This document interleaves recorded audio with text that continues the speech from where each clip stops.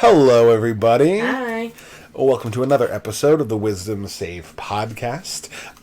We have a Group episode finally. Yeah, we're finally on our group episode, which we've been kind of like plodding along to get to just because of our like extended break. I just feel like I feel like we were supposed to have. I feel like we did like a me you, like me you, and didn't do a group episode. It's probably just because it's been so long. But like I feel like we should. Maybe. Like I want to go back and like double check. I feel like we should have. We like were due for a group episode and we didn't do one.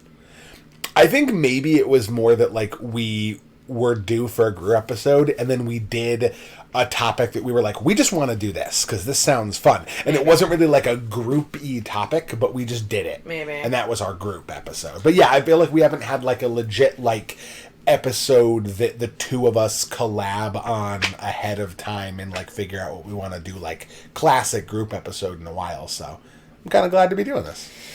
All right.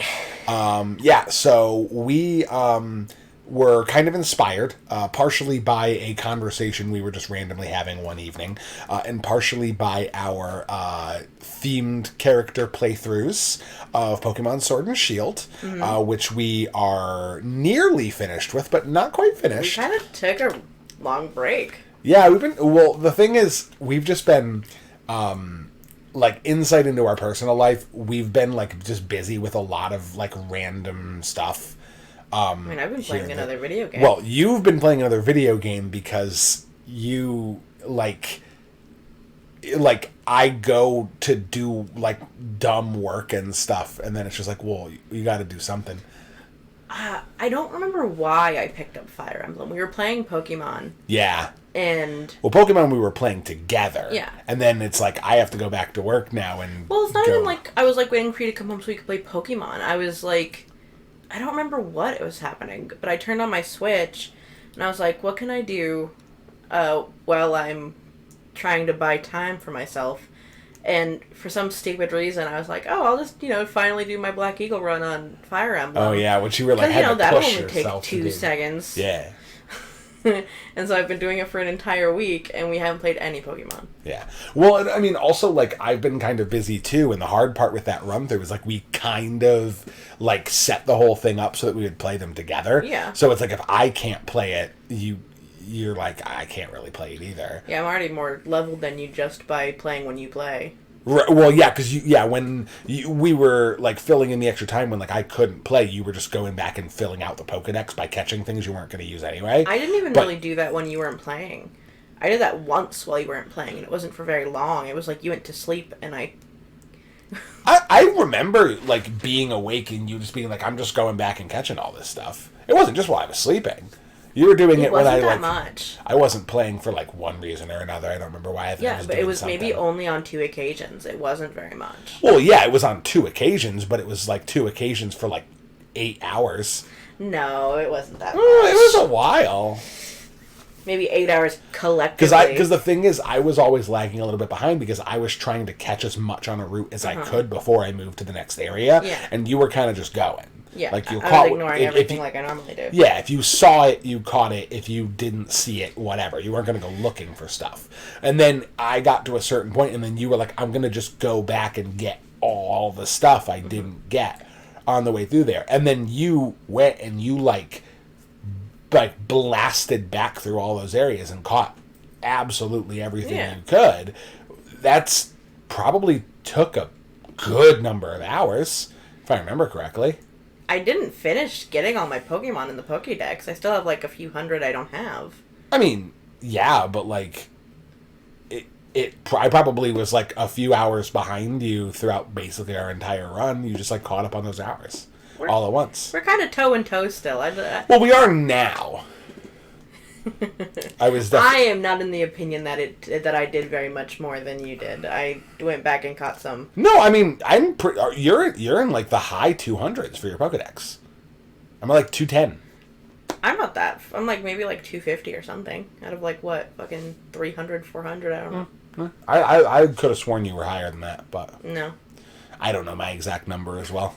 I just know that you were in the 250s at one point, and hadn't broken 200. Yeah, and I stopped. I got tired of looking for shit.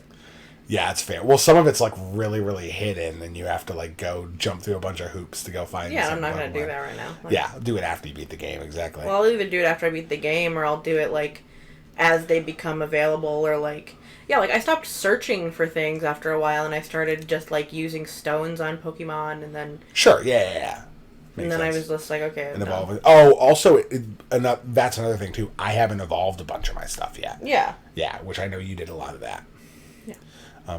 But yeah. So anyway, tangent aside, Pokemon's been on our mind for the last couple of weeks. We're still looking forward to going back and finishing our run-throughs of the game since we're so close to the Elite Four. Yeah. So close to the champion.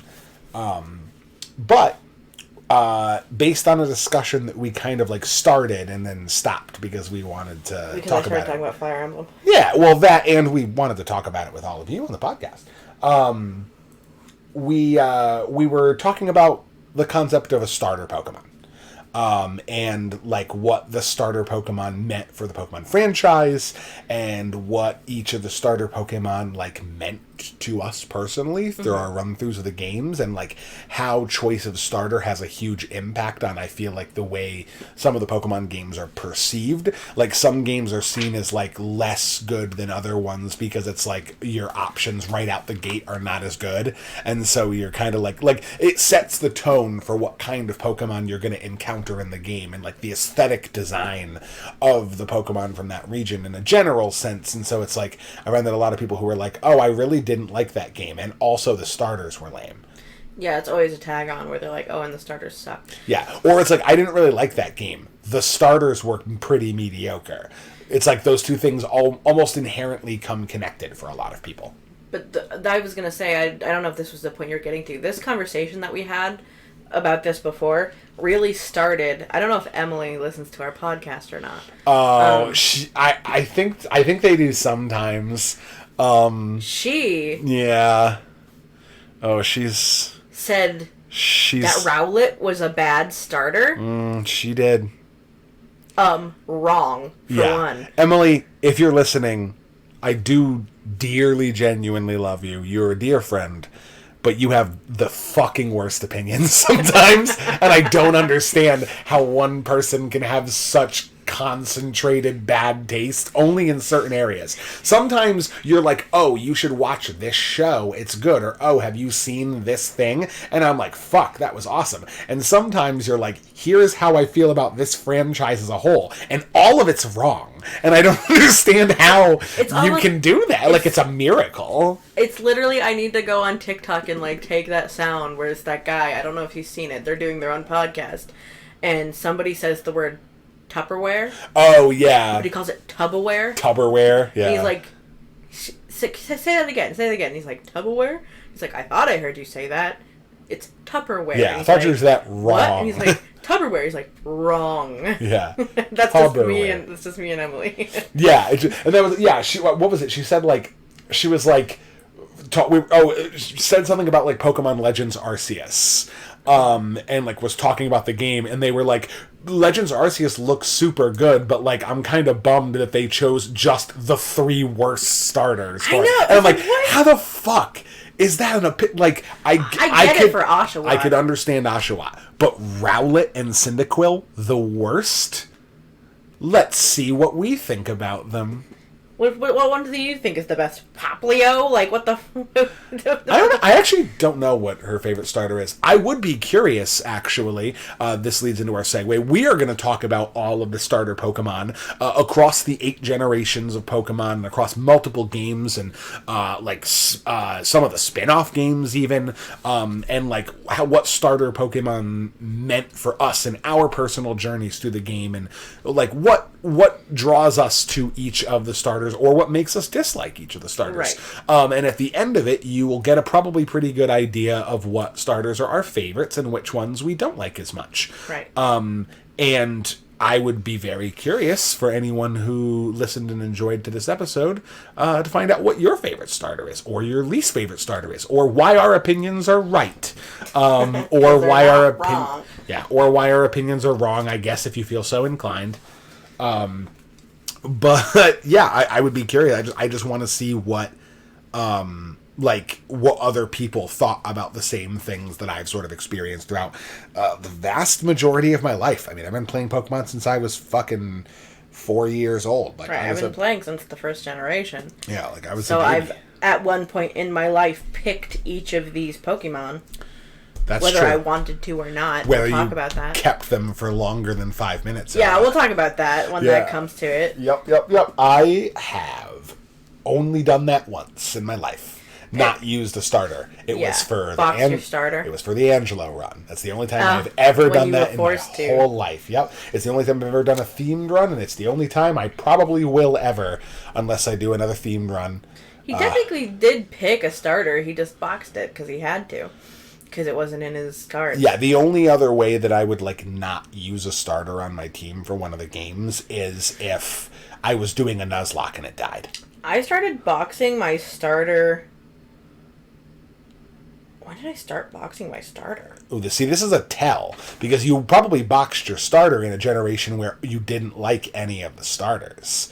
So, clearly it gives me a sense of what starters you think are bad. I started boxing my starter in Generation 4. I cannot understand, but sure. Yeah. Generation 4? What? Okay, anyway, we're slow rolling. We'll get to it. We'll talk about it.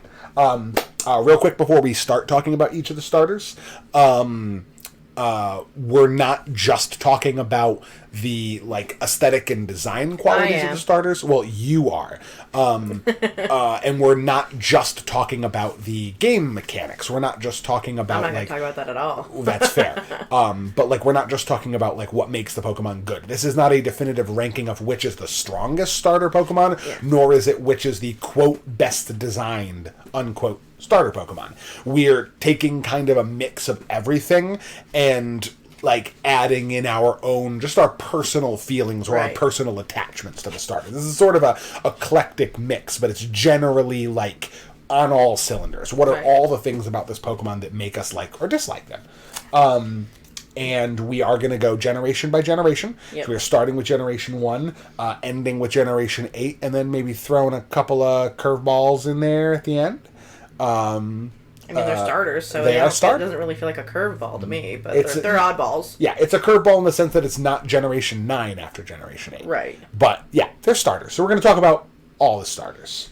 And last but not least, you will find, if you scroll down to our description, below the video, there will be a link to a image which is hosted on the Pokemon Wiki that we are using to sort of follow along. We are going to talk about all the Pokemon in a set order, and that image will sort of show you following along left to right, top to bottom across the page, what starters we're talking about in what order. For any of you who were listening and it maybe fell off of Pokemon at a certain point, maybe not familiar with some of the starters before or after a certain generation, that way you can just click on a link below, pull up the same image that we're referring to, and look along to see all the things we're talking about and get an idea of who it is before we actually get to it. That way, if you've never seen the starter before, you can make a judgment right there. Yeah. So with that aside, and without further ado... Are we going in a specific type order, by the way? Yeah, I think we should probably just do grass, fire, water. Okay. On the image, they don't always appear in grass, fire, water order. But you'll be able to tell, for the most part, this is a secret little trick for all of you who aren't big Pokemon fans. If you want to figure out what starter is what, the grass ones are green. Or have green in their aesthetic. The fire ones are reddish, and the water ones are blue. It's simple, but it gets the job done. There's only one grass Pokemon that isn't just green, and it's only because it's got a little green on it. Which one? Rowlet. Oh yeah. But that's the thing is the other ones aren't going to have green on them. Yeah, the other thing, you're not going to find a fire type that has a green aesthetic. Right. It's it's all going to be like... Like, also, Generation 2, technically, Cyndaquil, like, has some blue, but it's also on fire, so it's like, it's easy. Yeah, you will be able to tell very clearly, even if we are not going in direct left-to-right order, what Pokemon we are talking about. And we will be going in the order that they appear in the Pokedex, which is always grass, fire, water, in that order. So, without further ado, let's start with Generation 1, the Kanto region. Pokemon Red, Blue, Green, Yellow, Fire Red, Leaf Green, all taking place in here. The generation that started it all. The generation that those of you who started the Pokemon franchise back when it first came out in, like, what, 97 or something? God, I don't know. Yeah, like, way back when I was a mere child at the ripe age of 4. This is the generation that began the whole craze, that started the phenomenon. And of course, there's nothing more fitting than to start with Pokedex number 1, the very first Pokemon that anyone ever sees, Bulbasaur, the grass-type starter. So, Bulbasaur. Let's start with you, baby. What are your opinions on Bulbasaur? Tell me all about it. I like Bulbasaur. You heard it here, folks. She likes Bulbasaur. Well, because that's not going to be a common opinion. That's true. You do. I feel like you're a lot more opinionated about starters than I am.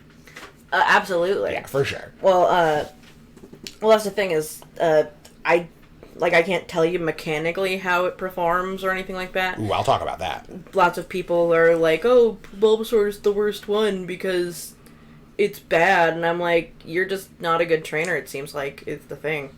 People who think that Bulbasaur is bad have bad opinions. Yeah. They have a problem. Bulbasaur's sweet. It's got a really good design. He's very round and adorable. I like Bulbasaur. Bulbasaur is not my favorite Generation 1 starter. Well, it's a bad opinion you got there. Is not my favorite Generation 1 starter. That being said, if someone asked me to, which Generation 1 starter do you think is the best, it's very obviously Bulbasaur. Mega evolutions that were introduced in Generation 6 made that a little wonky, because some of them made other Pokemon have weird niches that made them pretty strong, but Venusaur has pretty much across the board been consistently amazing in every game it's appeared in. Venusaur is, first of all, the only one of the first 3 starters that starts with 2 types. It is both a grass and poison type. Nothing is more helpful in a Nuzlocke run of Fire Red or whatever it is, than having to get through the hellscape of poison and toxic fumes that is the Viridian Forest alive with Bulbasaur, who cannot be poisoned because he is a poison type, and is also not weak to poison because he is a poison type. It is so awesome. And then he just gets better from there. The biggest complaints about him is that, like, everyone says people who pick Bulbasaur are playing the game on easy mode because Bulbasaur just cleans house on the first 2 gyms. Sorry, I didn't know that it was a problem to be strong. Well, see, but that's the thing, is that, like, those people are just jealous that Bulbasaur is good.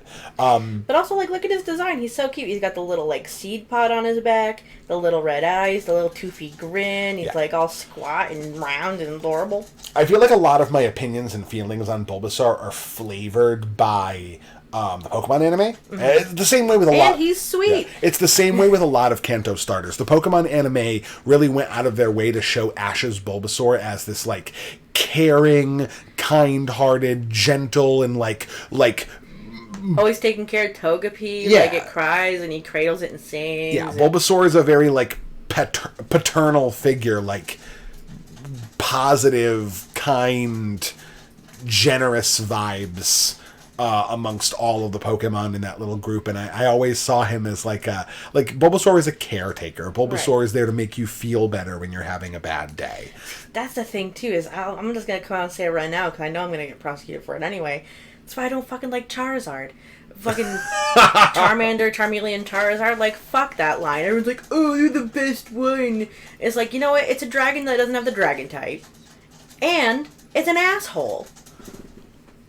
It is time now for you to go to the comments. Personally roast her for me, please. No, look at it. Fucking Charmander in the fucking anime, it like he turns into a Charizard and he's a cunt the entire time. Yeah, he's like a huge asshole. And Bulbasaur's like, I'll just take care of babies and be supportive and like I'm here to help. And Charmander's like, I would literally shit on your face if you let me because I'm a bitch. Yeah. Yeah, that's like his whole thing. Well, apparently he's the coolest. Yeah, he gets better. He overcomes his weakness. No, everyone just likes it because it's something they can't have, and they're like mixing up the I can fix him energy. It's like... I don't necessarily think that people like Charizard because he's a bad boy. Because I could tame it if I tried hard enough. He's the unattainable, and I could attain it. I'm sure there are a couple of furries who feel that way, but I don't think that's why people like Charizard. I think that might be why you think people like Charizard. That's part of why. There's a lot of reasons why I think people like Charizard. Yeah, I don't. None of them are good reasons. I don't think that's why people like Charizard. Yeah, Bulbasaur is adorable. Bulbasaur is definitely like one of my favorite starters in general, let alone also a big thing for me is middle evolution design, and I will talk about it a lot. Yeah. Ivysaur is fucking nuts. Beautiful. Ivysaur is like close second to Wartortle, the best.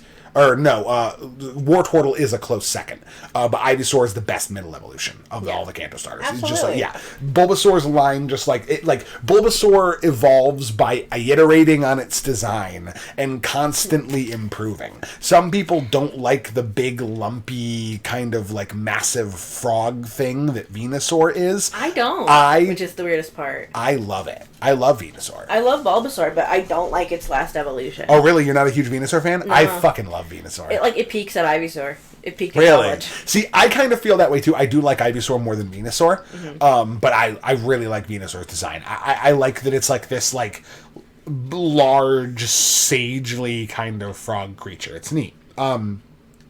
Also, this is more of a mechanical thing, but I love grass types with chlorophyll. It has the chlorophyll ability as its hidden ability.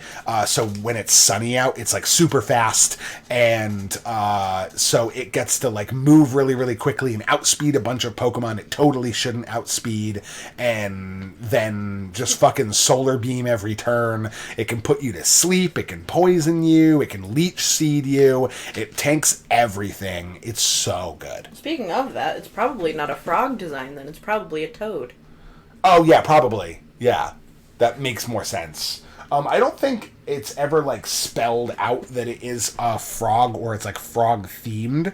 I think it's, like, only ever called, like, the bulb Pokemon or, like, the tree Pokemon or something, but... Yeah, huge fan. Love Venusaur a lot. Bulbasaur, Ivysaur, all of them. Yeah, they're good. So, there's that. Now we have our fire type. Charmander. Looks like a bobblehead baby. First of all, Charmander is a adorably feisty little lizard. He has a cute little fire on his tail. That's his cutest form right here. He is very, very powerful, and he is sort of a challenge for trainers who are just jumping into the Generation 1 games for the first time. Fire is weak to rock, which is the first gym, and weak to water, which is the second gym. So you will have to be leaning heavily on the other Pokemon on your team and training a balanced team and not just relying on your starter in order to succeed with Charmander. All I hear is he's unreliable. Except in the later game when all the gyms become things that he is good against and he begins absolutely cleaning house. When he's in his final stage, he is a flying type Pokemon, which means that all of Giovanni's ground type Pokemon from the 8th gym can't hit him with ground type attacks. He can't be earthquaked. He's just good. So the other two can be earthquaked. Right. He cannot be earthquaked. So yeah, Charizard's amazing. I will fully admit that Charmeleon is kind of lame. Charmeleon is the ugliest of the middle evolutions. Absolutely. Charizard. I fucking love Charizard. When I first started my Pokemon journey, I always knew that I was really into like monster collector games, just as a general rule. Ever since, like, when I was really little, like, couldn't play the game, was fucking terrible at it. I played Dragon Warrior Monsters, which is, like, one of the Dragon Quest spin-off games where you can, like, make friends with slimes and shit. Yeah. I played that, loved it, fucking terrible at it, couldn't play more than an hour of the game before I just started losing a lot. Right. Eventually, I was like, it's really fun, but it's hard. So for Christmas, I got Pokemon Red and a Game Boy Color for the first time. And I popped that in, and I'm a different person after that than I was before that. That game fundamentally changed me as a person.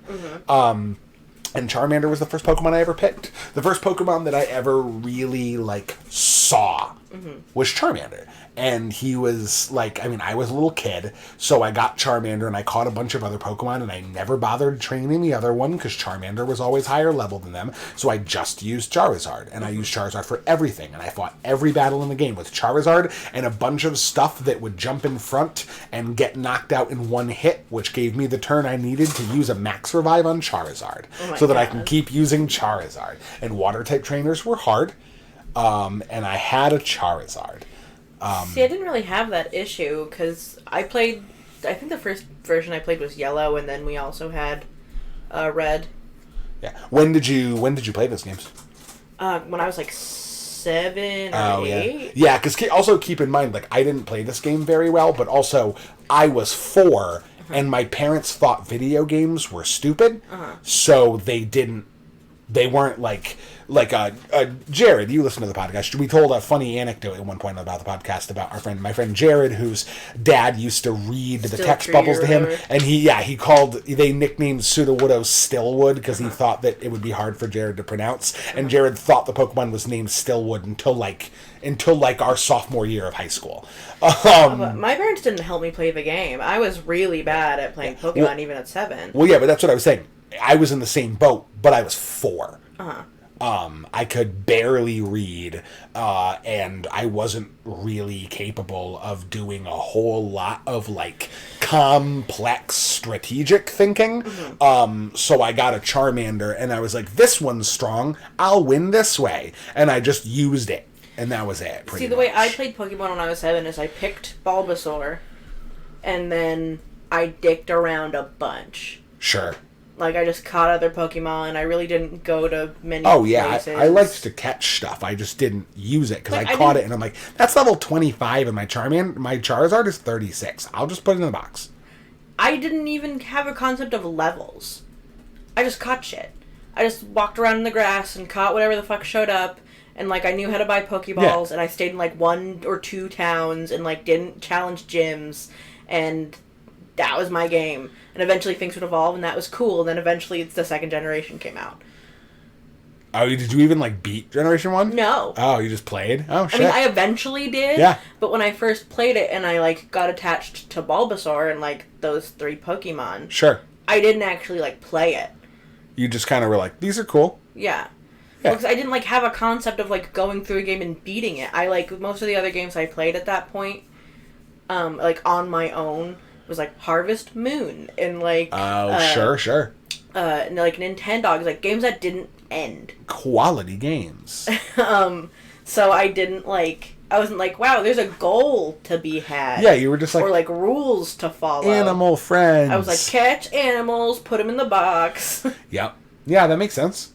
But yeah, no, like Charizard will always have, and Charizard gets a lot of like, and the Charmander line in general get a lot of love, obviously, but also a lot of flack, just because it's like... I hear no one give it flack except for me. It's but it's mostly just like people being like, oh, everybody likes Charizard. Like, Charizard because everyone does like Charizard. Yeah, but that's the thing, is like there's a reason why it came from that, and I like, for me, it's not really because of like his... I literally can't fathom as to It's why. not like his design per se. His design's good. I like it. It's not amazing. It's not one of the best designs, but it's good.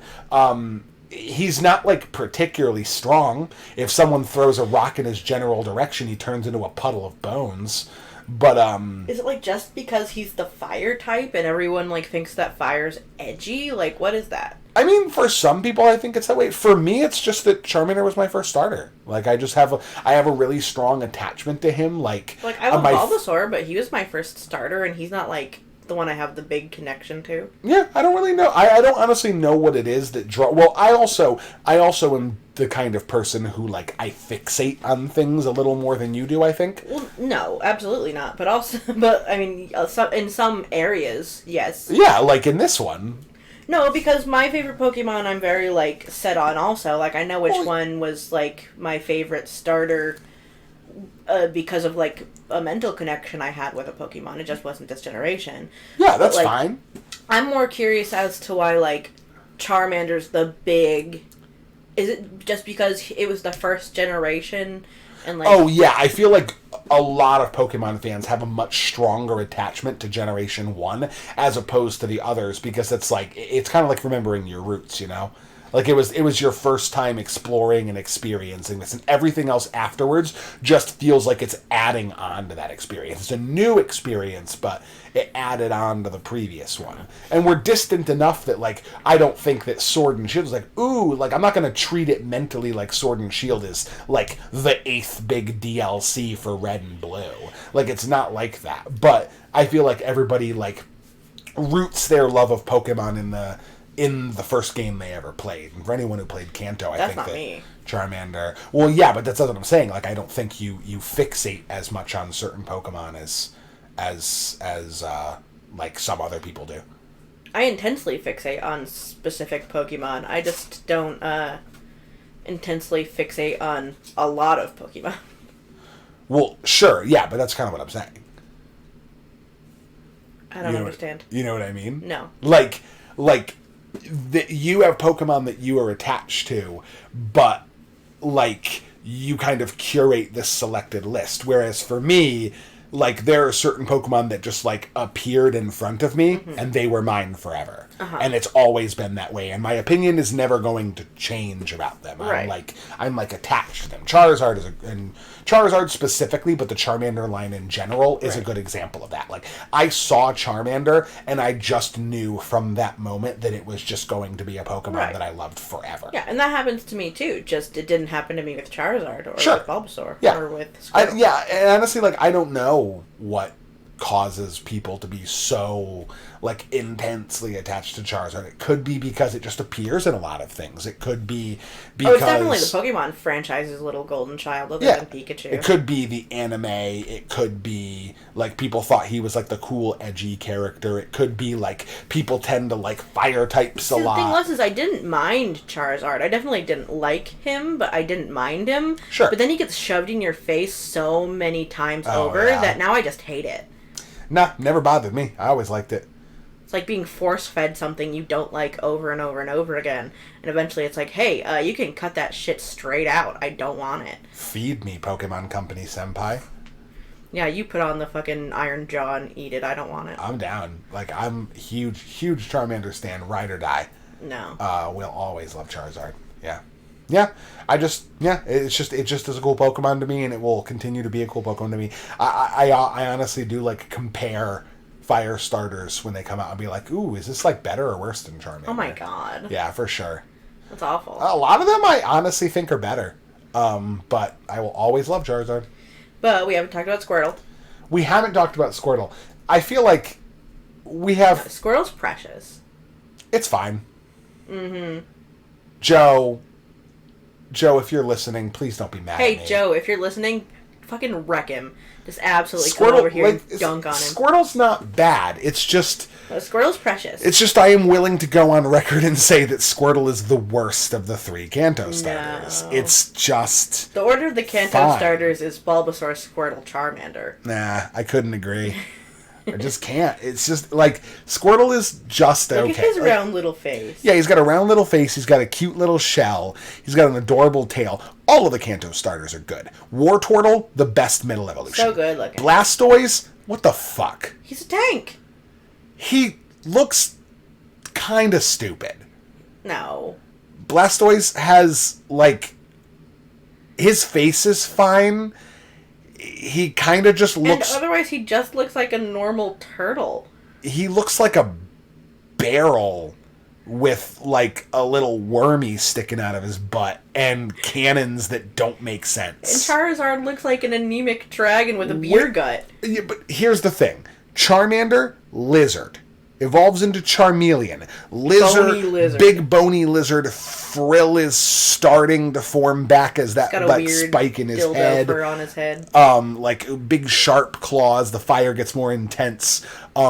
Charizard gets an extra dildo on that head. The extra fucking the dildo on his head. The fucking like gets a beer gut. Continues to evolve into this bigger. Well, yeah, but that happens to a lot of Pokemon when they evolve. Who else has a beer gut? Like so many Pokemon get beer guts when they evolve. I can't think of any.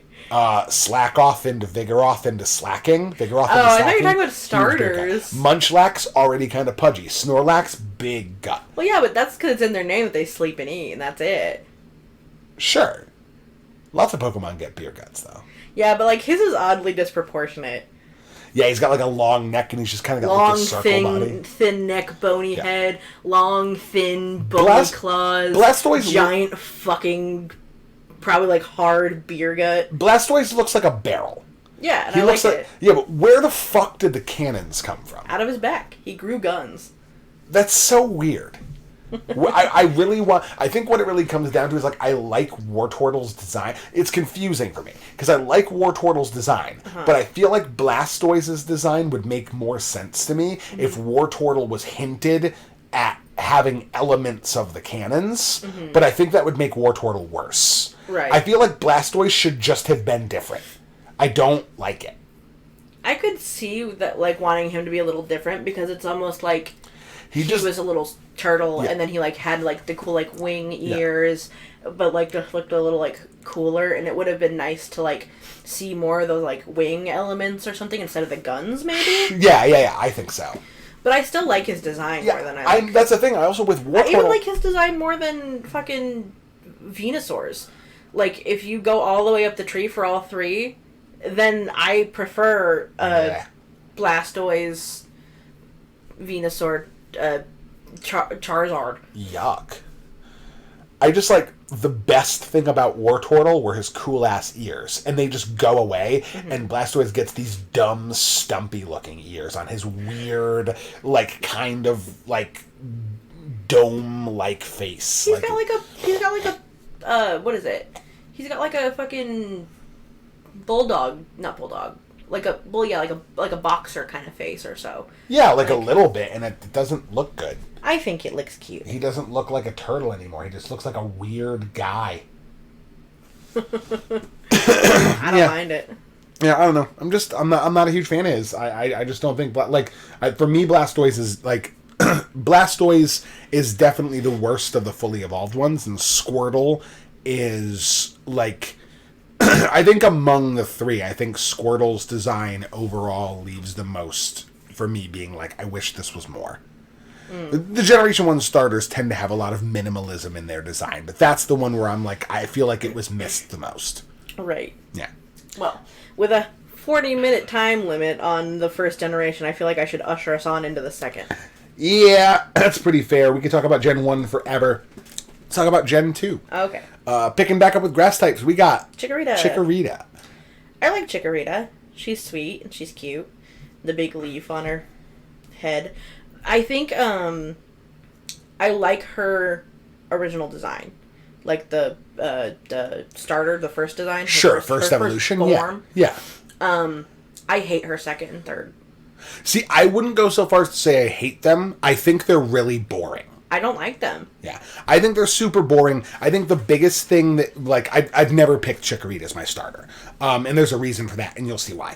But I've never picked Chikarita as my starter, nor have I really ever used Bayleaf or Meganium, because they're just kind of, like, they're just bigger Chikarita. Yeah. There's nothing real. They don't do it like the flowers on Meganium are nice. I don't think so. It kind of. She looks kind of gaudy and ugly. I like the pink in her design. I think it adds a lot of vibrancy to her. I feel like it's random. Really? I don't really think so. She's green and she's yellow, and sure, it's complimentary, but like it's just out of it's just cool, like a pink on her. Yeah, I mean, I don't know. I feel like a lot of stuff that happens. I feel like to it's starters supposed to draw you in, and it doesn't for me. Like, yeah, it's just there. Although I feel like that is kind of a design trend for the Johto region starters as well, is that all of the starters kind of start at a place, and where with Generation 1, like, that happened in various degrees, but the Pokemon change a lot from their base forms they level up. They have a lot of extra things to get added. Cyndaquil.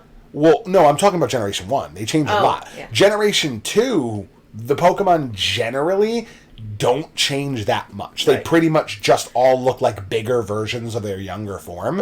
And for Chikorita, I just found I found the design uninspired. I just wish there was more to it. Well, that's it. Cyndaquil is the next one. Yeah. We'll get to that. Well, I was just gonna say it. I feel like even though it doesn't change much through its evolution, yeah, it evolves so gracefully. Yeah. And it feels like with Chikorita, it's like stage 1 cool, stage 2 don't like it, but like it makes sense. And the third one's just like bleh. Like you just dropped a rock in a pond. I almost like it's similar, but it's like it's just so different in a wonky way that I don't like it. Yeah. I almost feel like that's kind of what they were going for. I'm sure it was, but I don't enjoy it. Well, with the design of all of Generation 2 starters, I feel like they were just trying to, like, kind of continuously add to and, like, spice up the base design. Mm-hmm. And for some of them, I think it worked well, and some of them it didn't. And I think Chikorita is an example of where it didn't really work well. Uh-huh. I just think there wasn't enough going on. Well, even with Totodile, I didn't really like its evolutions. Oh, we'll get to that. Yeah. But yeah, so Chikorita, for the most part, like, all things considered, I think she's adorable, but only in her first form, and that's it. Cute. Evolutions are lacking. I will never pick her. No. I don't hate her, but I will never pick that as my starter. If I picked it, I wouldn't evolve it. Oh, see, I couldn't do that, so that's why I just never pick it. Yeah. I always want to evolve my things. So that leads us into our Fire-type starter for Generation 2. Johto's bravest. Cyndaquil. I love Cyndaquil. Fucking so good. All the way to the end. Gorgeous. I love it. I wasn't thinking about it back then, because I wasn't thinking about it. Like, the concept of generations barely existed. Uh-huh. But I was always worried a little bit that it's like, well, everyone's gonna like Cyndaquil now instead of Charmander, and everyone knows Charmander is the best one. But then, of course, I looked at the three of them, and I'm like, I love fire types. I gotta pick the Cyndaquil. Absolutely in love with that Pokemon. That was the one that I picked for that generation. And I tend to like a little bit more like extreme, kind of spicy. I almost, when it comes to designs of Pokemon, I tend to prefer things that like lean on the side of over-designed as opposed to under-designed. I would say that Cyndaquil is a very under-designed Pokemon. It kind of just becomes more Cyndaquil-y as it levels up, and I love it. It's so simple. It's so straightforward. It, like, you know exactly what to expect from the Pokemon. Typhlosion is good. It aged like it should have. Yeah, like everything I wanted that Pokemon to be, it was just like, yeah, I'm going to do that. Yeah. It just became the best version of itself when it fully evolved. And I think that's what I like and appreciate about it the most, is that it's just like, it's Cyndaquil's design is unashamedly Cyndaquil. Yeah. It's just, it was the only other Pokemon with the most... with the Arceus generation, where we literally talked about it before, it's Cyndaquil, Rowlet and Oshawott. Yeah, for the new game. Oshawott's obviously like garbage and doesn't need to be there.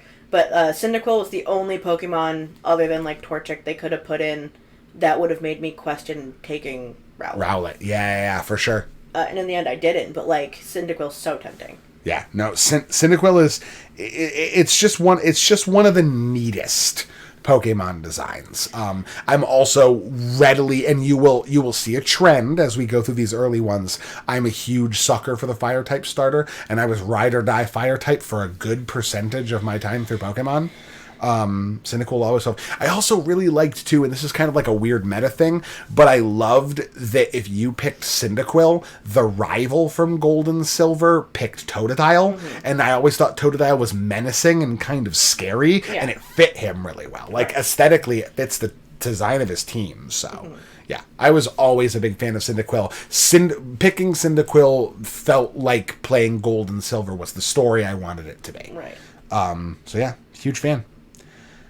Last but not least from Generation 2, Totodile. We have Totodile. Did you ever pick Totodile? No. No. My brother was a huge Totodile fan. I feel like the thing is I'm going through and I keep thinking about Brandon the entire way through. That's my brother, for anyone who doesn't know. Oh, yeah. And, a guest from the show. because me and Brandon were around the same age when all these came out, and usually they came out with 2 different versions. Usually I would get one and Brandon would get another. I would get the one that I wanted most usually because, or I think every time, because I was the most opinionated about it. Sure. And usually we got really lucky and I'd pick one and he would have wanted the other one anyway. Yeah, that works out. Nice. Luckily enough. That's kind of how it works for my house, too. First generation, Brandon picked Squirtle, I picked Bulbasaur. Second generation, I can't remember which one Brandon picked, but it wasn't Cyndaquil. Right, because you picked Cyndaquil. I can't remember if it was Totodile or Chikarita. I'm pretty sure Brandon likes both. I think he might have picked Totodile. Yeah. Yeah, Totodile. So, Totodile is what I would argue, it's the only one that kind of, it doesn't buck the rule, but it's the only one that kind of like flips the rule of the Generation 2 starters. I think it's the most dramatic. It's the most designed, I think, like in terms of stuff that is on it. Croconaw especially. Croconaw is a dramatic change. Very colorful. I really do like design-wise, I think I like Croconaw the best of the 3. Is that the 3rd generation? That's the middle evolution. Middle evolution. Yeah. I don't think I like him the best at all. The thing is just all of Cyndaquil's evolutions beat the others. I think that Quilava is kind of an awkward middle child. I like it, but I think it could have been better. I don't know how it could have been better, but I just don't think it was like enough for me to go like, oh shit, that's way better than Croconaw. No. I like Croconaw a lot, but I feel like Typhlosion and Feraligatr, there's no question for me. Well, but Feraligatr is also really cool. The thing is for me, it's Croconaw is fine. Sure. He's too over-designed. He's got, like, his face is, like, the perfect mix of the first and the last evolution.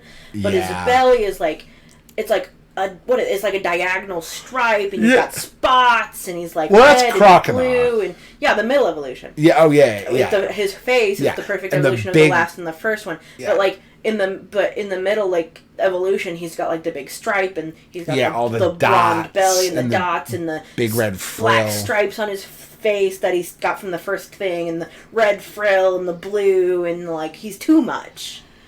Yeah, I think he's over-designed. I think that's fair, and especially stands out amongst the relatively like lightly designed other starters. Yeah, I think he stands out. And I prefer that. I feel like he's too cluttered, and I don't like it. I think that's fair. Especially because like he's one of those weird, almost like the Squirtle evolution, where he for some reason is like a regular little alligator baby. Yeah. And then he, like, blows up into this, like poofy alligator balloon. And then the last one, he's buff for some reason. Yeah, we just made him a buff guy. For some reason. He's a buff alligator. And I don't actually like Feraligatr either. I don't like Feraligatr. I like Feraligatr a lot, yeah. He's too crunchy looking. Sure. Like, I don't like that he's just a really buff alligator. He's got, like, man arms, and he's, like, crispy looking. That's fair. And I'm just like, ugh. I think for me, in terms of, like, the, like, overall, I'm pretty sure it goes Cyndaquil, then Totodile, then Chikarita for me. Cyndaquil, and then I don't fucking care what comes next. Really? Wow. Both of them are, like... I have definite opinion somewhat compelling. Sure. But are off-putting for their own reasons. Yeah. If I was picking... Because I don't like the middle or last evolution of either Chikarita or Totodile. Sure. So if I'm picking from just the, like, first evolutions, which I actually, like, don't hate any of. Right. It's definitely Cyndaquil, Chikarita, Totodile. Wow. Huh. That's kind of surprising. I didn't realize that you would put Totodile lower. That's crazy. Yeah. Huh. Yeah, I think it's just a little bit reversed for me, but I mean, we can agree that Cyndaquil is clearly one of the best starters. Well, also, while we're talking about trends, I don't have a typing that I notably fixate on. Sure, I do. Except when we've gone through before and you've asked me which ones are my favorite, just like out the gate, like which one do you think are your favorites? We've noticed that I tend to stay towards grass, except within an exception of occasionally picking fire types. Yeah. But I don't think I've ever picked the water type. That's except wild for when to I me. hate all of them. That is wild to me. The only time I've picked a water type, just glancing at this. I mean, that is wild to me, but for a good half of Pokemon's lifespan, I never picked anything that wasn't the fire type, so... Yeah. The only time I picked a water type was when I hated all of them and didn't want any. Jeez. Well, I'll be curious to see when that happened. Okay. I think I have a theory. That brings us along to... The best generation! Hannah's favorite generation. Generation 3, the Hoenn region. 7.8 out of 10, too much water. 10 out of 10. Still too much water, but yeah. Love that generation. It was just surfing the game. It took a lot of years for me personally to go back and revisit Hoenn and like it. I really didn't like the Hoenn region the first time. I know, and I don't understand. I thought the starters overall were a lot weaker than the previous two generations. But they're so I thought good. the setting was a lot worse. The wild Pokemon, I thought for the most part were fairly uninteresting or kind of ugly in some cases. Pokemon. I pretty much liked Zigzagoon and Poochyena. And that's it for, like, the first three gyms. No, like, most of those things I didn't care. I didn't see, as someone who had finished, like, red and blue and then gold and silver and then jumped into that game, I couldn't find a compelling reason why I was supposed to give a shit about Makuhita. I didn't care about Makuhita. Yeah, I didn't see a reason why I was supposed to give a shit about Wurmple. I didn't care. I didn't care about Talo. Shroomish was fine. I love Shroomish. I didn't give a shit about fucking, what was the thing, the, like, Pikachu on it? Electrike. I didn't care. Oh, Electrike? Yeah. I love Electrike. What? I like it more now, but I was just like, why? That's not their Pikachu, though. It's Plusle and Minun. Well, yeah, Plusle and Minun are their and literal... they're adorable. Plusle and Minun are their literal Pikachu clones, but I mean a Pikachu like an early game electric type you can add to your team. Electric's so good. Yeah, Electric is great. And they had, like, Luxray. That was not this generation. That wasn't this generation? Nope, that's generation 4. I thought they had Shinx this generation. Nope, that's generation 4. Well, anyways. Shinx is generation 4 is Electric. Probably, like, the only thing I remember from that game, which is why I put it in the game I like. Yeah. But we are here to talk about not just the Hoenn region, but the Hoenn region's starters. This was the game that I had the greatest attachment to. Because this was the final. That's true. This was finally the generation that I had enough coherence to realize that you play it from beginning to end. Oh shit! Okay, this is when it really started for you. Yeah, and this is the time where, because, like, the thing was, is it's the second game. I at least beat, like, a few gyms, but I still didn't, like, go through and actually beat the game. Right. I did, but, like, not then. Yeah.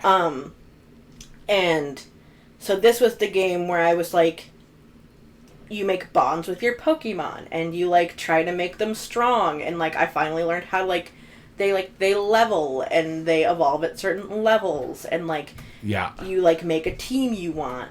Right. And, like, you go through the entire world. Like, I finally, like, kind of was, like, I was, like, a human. I could, like, think. That didn't happen until, like, really late in my life. I mean, Generation 3 was a long time ago. Like, you got there. Yeah. We were all young. I mean, I didn't realize that you should train something other than your first Pokemon until Gen 3. So, no, not true. Gen 4. I had a level 97 Blaziken and basically nothing else good. So, yeah, it was not until next generation that I knew essentially, like, I knew to beat the game, but I didn't really know how to do it in a way that wasn't obnoxious. Well, this was the first game that I, like, really started, like, making bonds with Pokemon. And, Sure. You can obviously tell because of how many Pokemon in this generation that I just love. But we're starting with Trico. Trico, the grass-type starter from that generation, the wood gecko Pokemon. I like him. I like Trico, too. Trico is my brother's, I think, maybe favorite starter of all time. Really? If not pretty close. He fucking loves Trico. I've never known him to pick anything other than Trico. He likes Hoenn a lot, too. And he's played through the Generation 3 games, I think, maybe like 3 or 4 times, and every time he picked Trico. Alright. Yeah, huge Trico. Trico. I like Trico, but not enough to pick him, like, over much. Yeah, that's the thing. Like, there's stuff I like better. Well, especially because, like, I mean, I like his design. He literally has that same look that I hate in things, but it makes sense for him because he is a gecko. Like, yeah, sure. He's got, like, the thick middle and, like, the big head, but then he's got the lanky arms and stuff. Yeah. But that's how actual geckos are. Right. So it doesn't annoy me. Yeah, it makes sense. He makes sense. He's cute. He's got little leaf tails, and there's nothing wrong with him. Yeah, he gets, like, those cool leaf swords attached to him as he evolves. Well, the thing is, that's what I was literally going into, is that his second evolution, I like it. It makes sense. He just gets bigger, better. It's a graceful second evolution. Yeah, fair enough. His third one, I don't like. Yeah. It seems like it makes sense. I feel like the big issue I have with its design is that I don't like its tail. It looks like you shoved a pine like tree just up a giant, like a giant fucking pine bush, basically. Shoved right up his butt. It is really weird. That always turned me off of Sceptile. I do like Grovyle, the middle evolution, more than I like Sceptile. Yeah, for sure. And honestly, all things considered, I really like Trico's design, but in terms of, like, overall, I think Trico's probably the bottom for me. I think that's the same for me too. Yeah, and the thing is, like, I feel like that's kind of a testament to how good Hoenn is, because, like, my bottom ranked starter for Hoenn is one that, like, generally is pretty good. Yeah. Like, if I got stuck with a Trico, if they were like, oh, you have to, like, someone was, like, paying me to go through it or something, but they're like, we'll only pay you if you pick Trico, I wouldn't be sad. Like, yeah, it's like, all right, this will work. I like Trico. Like, let's go. It's fine. Like, we'll just do this. And it gets the Charizard treatment in Omega Ruby and Alpha Sapphire too. Does it? Yeah. It gets a Mega Evolution that finally adds the long-awaited Dragon type to it. I see. It's a Grass Dragon type. I did not Everyone know that. wanted Charizard to be a dragon, and then they made it a dragon, and then everyone was like, do Sceptile next, and then they did. Okay. Yeah, because they were 2 Pokemon that, like, everyone wanted them to be a dragon, and they weren't. Okay. Yeah. It's a gecko. Why is it a dragon? I don't really know. Whatever. People wanted it to be a dragon for some reason. Whatever. I get it. Dragons are dope. I mean, dragons are good, but, like, not everything needs to be one. Charizard should have been one to begin with, because he's supposed to be a dragon. I agree. Stupid little... That's why I like Mega Charizard X so much, because he is a dragon. Oh, but, I don't care about it. But, yeah, overall, Trico, I think, is pretty good. Let's get to the meat and potatoes of this generation. Torchic! Torchic is like... I love Torchic! Torchic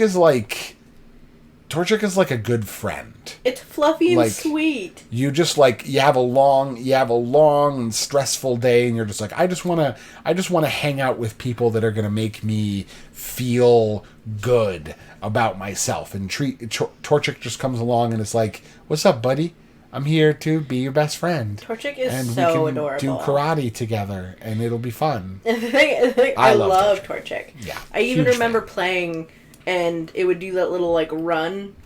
Like, it runs. Yeah. And its little, like, big head feather, like, goes back in the wind, and it's, like... Yeah, it's just, like, waddle along. Oh, it's so cute. It's really cute. Sorry for chatting through my yawn there.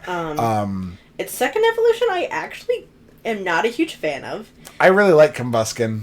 I like Combuskin too, because it's like it's got good elements to its design, but it does just look like a big penis. Oh, yeah, no, he's straight up as a dick and balls. Yeah, he's just a cock and balls. Yeah, go take a look. Go take a look at a picture, like the official art of Combusken, and then put your thumbs over his arms. He's just a dick and balls. With chicken feet. Yeah. Well, the balls, the chicken feet come out of the balls. Yeah. Yeah. He's a cock and balls. But, like, yeah. I don't, like, the thing is, I like its design, but I can't get over the fact that he's just a walking penis. Yeah, he's a huge peen. Yeah. I still love awesome. him. He's still great. Yeah. And Blaziken, oh my god. Yeah. I love Blaziken. Yeah. Blaziken, the thing is, like, Blaziken gets shit for being the first, like, the trend starter for the constant flood of firefighting type starters. But Blaziken did it first, and Blaziken did it best. Yeah. Blaziken is, like, the quintessential firefighting type. Like, just, like, its design is awesome. It is, like this cool-ass martial artist. Like, the color scheme is dope. It's just amazing. Yeah. Blaziken's the only Pokemon in, like, all of history for me that I had. He's the first Pokemon I got to level 100. Oh, yeah, sure. It's the first Pokemon that I, like, remember an individual I raised. Oh, yeah, wow. Like, most people are like, oh, yeah, when I was little, I, like, had a Wurmple that I, like, named, like, Scrums, and... Yeah, Scrummy. And, like, he was my best friend, I had him, and he, like, I still have him in this cartridge. Like, there was a Blaziken I had, it was the first one that I got playing this game, because I didn't know how to reset my game and start again, and I wouldn't have anyways. Right. But he was the only Pokemon that I got to level 100. I named him Yosaga, and I loved him so much. And I wish I still had my original copy so I could, like, pull him out and put him somewhere. Okay, so here's the thing. Here's where I think we can finally see eye to eye on something about, like, I agree with you. I love Blaziken. I don't think I have as strong of a... Like, I think Blaziken's clearly the best starter here. In this whole generation. It's at the top for me. Wouldn't put it at one as my absolute favorites. I don't know if it would hit top 5. It might. It's close. Right. I don't know if it would. But I like it a lot, and it's obviously very good. You are in love with Blaziken. You love so much about Blaziken. You have a strong attachment to Blaziken. Your feelings on Blaziken, that's what I feel for Charizard. Well, I was literally going to say, I'm like, Blaziken is my Charizard for you. Yeah. I don't understand why everyone in the entire world loves Charizard so much. You feel like more people should like Blaziken, is kind of what you're saying. I feel like some people do, but I feel like for some reason everyone looks at the people that do enjoy Blaziken and they're like, you just like him because he's, like, cool. And it's like, no, I like him because I bonded with one in particular Pokemon of his type, and I loved him. And so now, like, every time I see a Blaziken, I just see Yosaga and I want that back. Yeah. But it's like, everyone just likes Charizard because apparently Charizard's cool, I guess. He's not that great. I like Charizard because Charizard's my best buddy. Just like Yosaga's your best buddy. Yeah. Yeah. But, like, just the best fucking design. So good. Like, and the thing is, too, that was the first time that, like, I always picked the fire type. And in Generation 1, I got dumpstered by Brock and Misty as a 4-year-old child because he was a fire type. And then there weren't fire type gyms. And the second gym was a bug type gym in Johto. So Cyndaquil was doing pretty good. Right. I was like, all right, like, I think we're really, like, moving along here. Generation 3, it was rock type again. And I'm just like, I picked Torchic. It even, like, I was a kid, too, and I didn't really get how the types were supposed to work. Like, Torchic is not a flying type Pokemon. It is a type of bird. Yeah. But it's not a flying type Pokemon. So, it's a chicken. Chickens can only fly for a little bit. Right, exactly. But I assumed, when I was a kid, I had Torchic, and I assumed because Torchic was a bird, that mean that rocks dealt even more damage, because rock was good against flying. Right. Like, I already knew it dealt extra damage to fire, and sometimes I would get hit by a rock throw, and Torchic would faint. Yeah. And I would go, damn, must be because it was super effective. And instead I was like, wow, it was way more than super effective because Torchic is a bird. Right. And I couldn't shake that from my child brain. And then I evolved it into Combusken, and it learned Double Kick, and rock types are weak to fighting. Yeah. So I'm like, wait a minute. So I went back to the gym, and I double kicked a bunch, and everything fell down, and I didn't get hurt. And I was like, this is awesome. It was the first time that I realized I could pick a Pokemon, and then that Pokemon could gain a type that defeated a weakness of its. And I was just like, this thing is built to just be a machine. Rock types, no problem. We kick our problems away. We punch and kick the rocks, and then they fall down. I feel like Ivy would have a Torchic. Oh, yeah, for sure. I agree with that. Chicken. Yeah, I love Torchic a lot. It was like I learned so much about Pokemon from having a Torchic. I love Torchic. Mudkip. Next, the Meme Lord. Do you like Mudkips? Do you like Mudkips? I do love Mudkip so much. I also really love Mudkips. It's funny because Brandon picked Mudkip. Brandon also loved Mudkip. Yeah, for sure. And I think the reason I took Torchic was because he wanted Mudkip so much that he was like, I don't care if you also take it, I'm taking it. And little, however old me was like, well, I can't have a Mudkip if he has a Mudkip. Yeah, right. I think I was gunning for Mudkip. Yeah, I would do the same thing. I didn't pick Trico because Kevin had a Trico. I was gunning for Mudkip. He was gunning for Mudkip. He was like, I'm taking Mudkip. And I was like, I guess I'll take Torchic. And I love Torchic. Yeah. Like, I loved having it. It was great. Like, honestly, I feel like it was better for me to have that anyway. Yeah, sure. I don't know if I would have had the same feeling toward the Mudkip that I did toward Torchic. Especially because I don't really like its evolutions that much. I'm a huge Swampert fan. I do like them, but not that much. Not more than I like Torchic's evolution. That's fair. Completely fair. Yeah, I feel like in general, it's pretty middle of the road. Well, especially because, like, Mudkip is so sickeningly sweet looking. Yeah. Like, it's so cute that it's, like, one of those things that if you had one, I'd want to fucking crush it because it's so cute. Yeah. But then it gets to its second evolution, you're like, oh, you're not that cute. Yeah, Marshtomp is kind of just worse Quagsire. It doesn't have Quagsire's cute factor. Like, Quagsire is doofy looking, but also cute. Marshtomp is just doofy looking. Well, the thing, I'm going from the opposite direction, is Mudkip turns into Quagsire, or whatever the fuck. Or Marshtomp. Yeah. And I'm like, you kind of ruined yourself. I don't like it. Like, from where I've taken you from, this is a downgrade. Yeah, I use the Wooper and Quagsire really as a comparison to that. Wooper is kind of like this cute, happy, smiley little adorable Pokemon. Same thing with Mudkip. They both evolve into something bigger and doofier than the cute counterpart. Yeah, but Quagsire cute is like Quagsire is cute. Quagsire still has the cute. I don't think Marshtomp does. Yeah. And that's why I think overall I like Marshtomp less as an evolution. But Swampert is fucking cool. Yeah, but at least Swampert went from still trying to kind of be cute to being a big bulky monster. Yeah, I think Swampert brought it home. Yeah, I feel like out of all their evolutionary forms, I like Mudkip best. I like Swampert second best, and then Marshtomp third. Yeah, I get that. I think Swampert is above Mudkip for me. Honestly, I really do like Swampert. Mudkip is so cute. Mudkip is very cute, but I also feel like Mudkip to me is just kind of it's cute, but it doesn't stand out for me in the same way that Swampert stands out for me.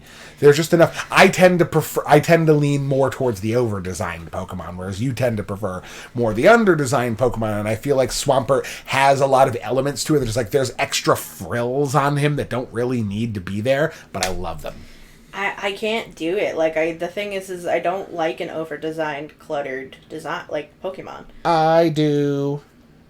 I'm very hard to please. I don't want them to be too simple. Sure. But I also don't want them to be over-designed either. Yeah.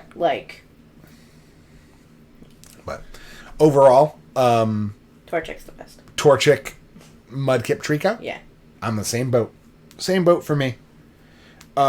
Next up, Generation 4, Pokemon Diamond and Pearl, which are getting remade this year. Hate this generation. Just a couple of months is Brilliant Diamond, Shining Pearl.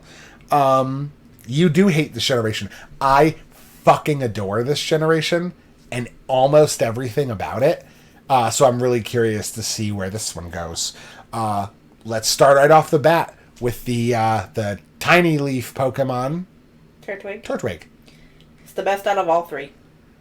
I'm almost on the same page as you. I go back and forth between two of them, but Turtwig I like a lot. Well, yeah. He's the best out of all three.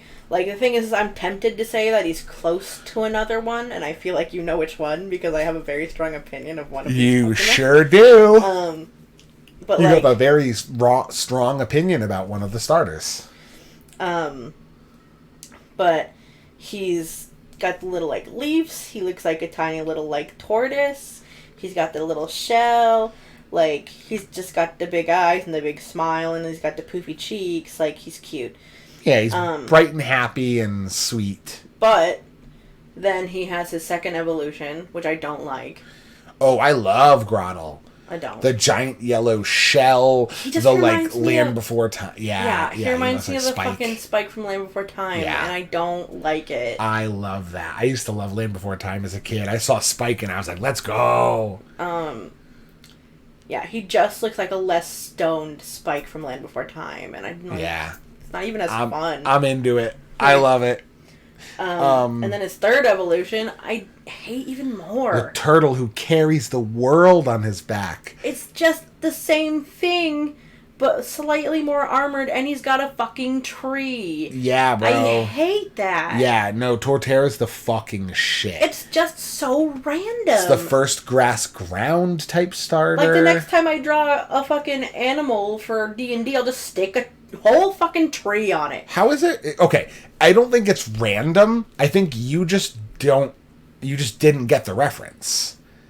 It's supposed, like, there's like the myth of like the giant turtle, that carries the world on its back. Yeah, that's what it is. That's what it is. That is. Yeah, it's not random. They intentionally put a giant ecosystem on its back. I don't like it. I think it's cool. I like the little mountains that, like, peek up through the middle of his, like, the outer portions of his shell, that huge tree that overhangs. It seems like too much. Yeah, it is kind of over-designed. I love it. It's too much. He's a grass ground type. You can leech seed and then just fucking earthquake him. He's got synthesis so he can heal. He just is a tank. He doesn't go down. He just keeps fucking hanging in there. Except for ice type attacks. Ice type attacks are bad. I don't know.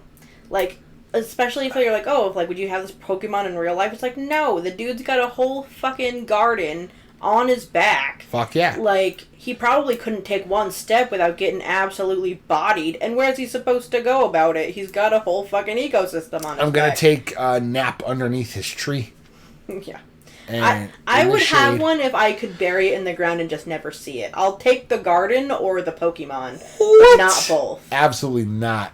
No, he deserves to see the light of day. He's a sweet boy. No. Huge. I mean, I'm a huge fan of his. First evolution, cool. But second, third, no. Not I feel like Turtwig just gets better. That is not correct, but That's okay. You can think that. Let's get to the best one. Oh my god. This generation, for so many reasons. The Fire Monkey Chimchar. What an amazing Pokemon. What a malnourished baby. Just a fucking awesome, cool fire monkey who just does karate and fucking, like, carries you up a mountain and is your buddy and works hard to prove himself and rise above the adversity that he faces, being a poor fire starter in another rock-dominated world where rock is the first gym and he has to struggle to survive, except then Then he evolves into Monferno, gets these cool-ass fists and all these different, like, colored patterns all over his body. And then he just Mach punches and just warp speed, just poof, just fucking takes out all the rock-type gyms. And then you have a grass-type gym next, and he just bodies that shit. And then he just steamrolls through every other gym because Monferno, Infernape, the whole Chimchar line, they are monsters. They are badass martial artists. They are Sun Wukong. That's Goku. Like, fucking Infernape is dope. Anyway, as you were saying. He looks like Caillou if his parents actually abandoned him like they should have. Hannah does not like this Pokemon. We've had extensive debates about Chimchar. He's not. He's awful. He's so good. No. He's so good. No. He's fucking incredible to use. He's Why? fast as shit. Because he's a good balance of types in that generation. He's one of literally only 3 fire types that you can actually get in Pokemon Diamond and Pearl, and one of those fire types you can't get until after you beat the game. I mean, I played this game perfectly fine without the malnourished toddler. If you want to use a fire type Pokemon in Pokemon Diamond and Pokemon Pearl, they fixed it in Platinum by adding a bunch of fire types, including Houndoom, which is awesome. But if you wanted to use a fire type Pokemon in Generation 1 or in Generation 4, you had to use Infernape or Rapidash. And I don't really care that much about Rapidash, so I picked Chimchar. And I fucking loved it. He is so fast. And I love fast Pokemon because they get the job done. I don't know how he takes 2 steps without his head falling off his fucking shoulders. His neck is non-existent. He looks like you could snip his head off his shoulders with a pair of fucking dull scissors. He's just a skinny little boy. He has that thing I hate. Where he looks like a malnourished baby? Where he literally looks like a malnourished toddler. Yeah, that's fair. He's got the beer gut, but he's only a fucking baby.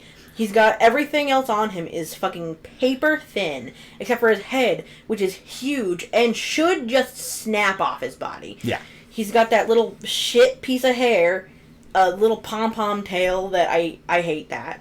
Like, it would have been better maybe if they, like, gave him a real tail, like a monkey tail, and Sure. put, like, a flame at the end of it. Sure. Little pom-pom-ass tail.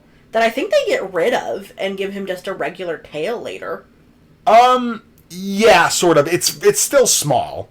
It's a small kind of nondescript tail. It doesn't really do... There's not, like, fire coming off of anything. It's just a little tail. And they give him, And like, actually, one little squirrel. I don't think Infernape has a tail. I think he might. I don't know. He might wrap it around I there. haven't I'm not looked sure. at him. Yeah. I don't care.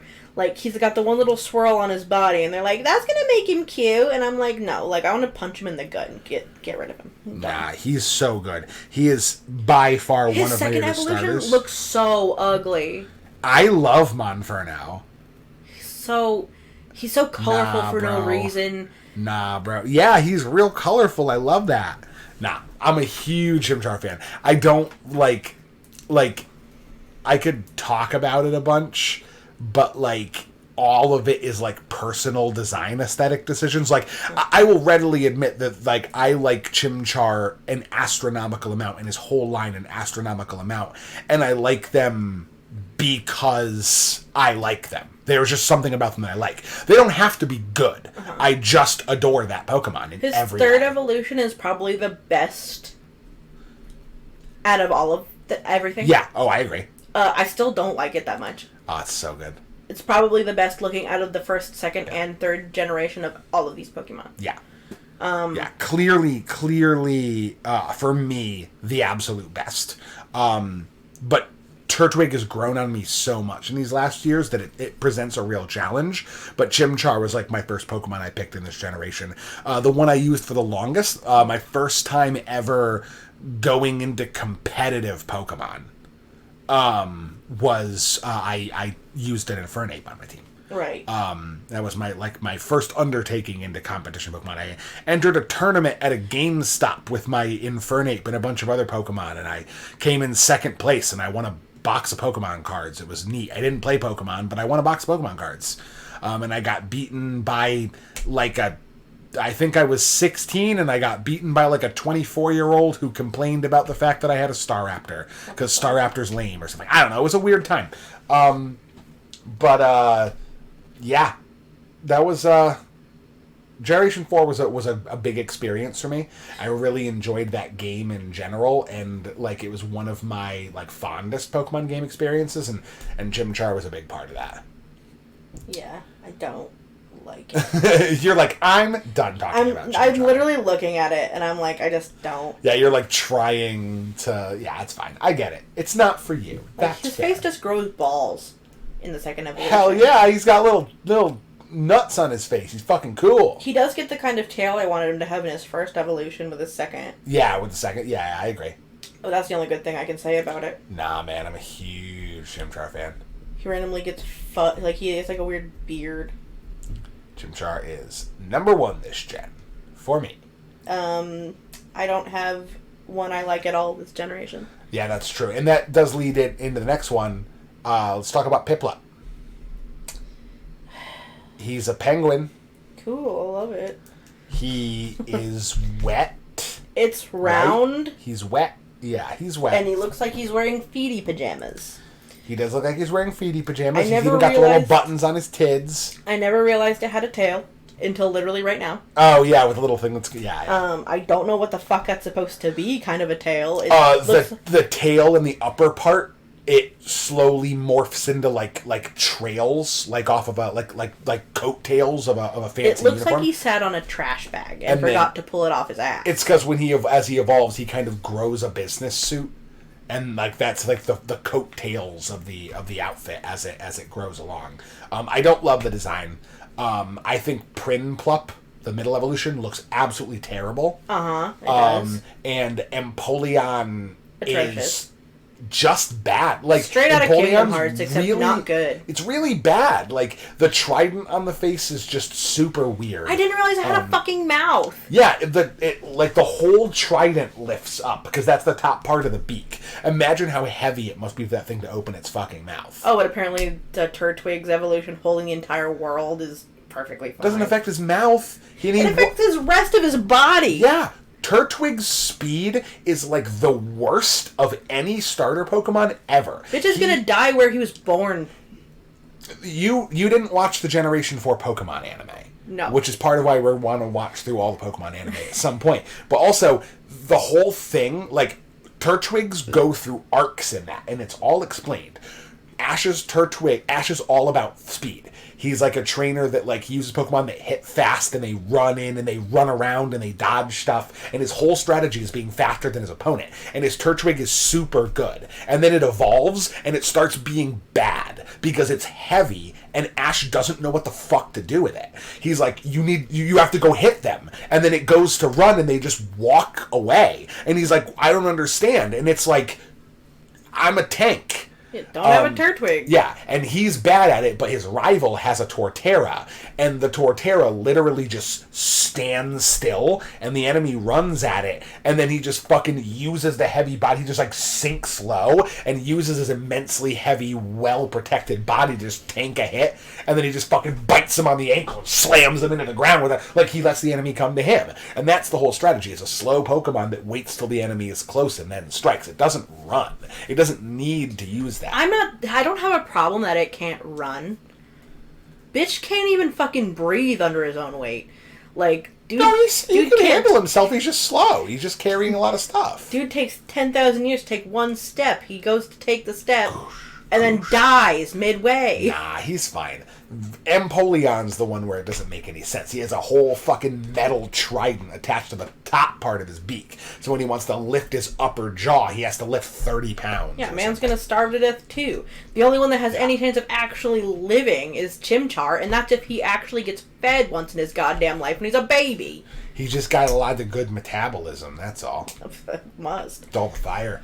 But yeah, I mean, we pretty much can agree Empoleon sucks, right? Yes. Bad. I'm sorry, That's Kevin. the one I picked. Did you really? Yeah. Yuck. Literally what I was saying is that I didn't pick a water type until I hated all of them so much that I picked Piplup, hoping that it wouldn't suck through its evolution, because this is still in the time where I wouldn't look up their evolutions before I got them. Right. and I hated it. I got to its last evolution. I got to its middle evolution. I was like, okay, it's not good, but maybe it'll be better on the last one. And then it got to its last evolution, and I was like, I don't like it.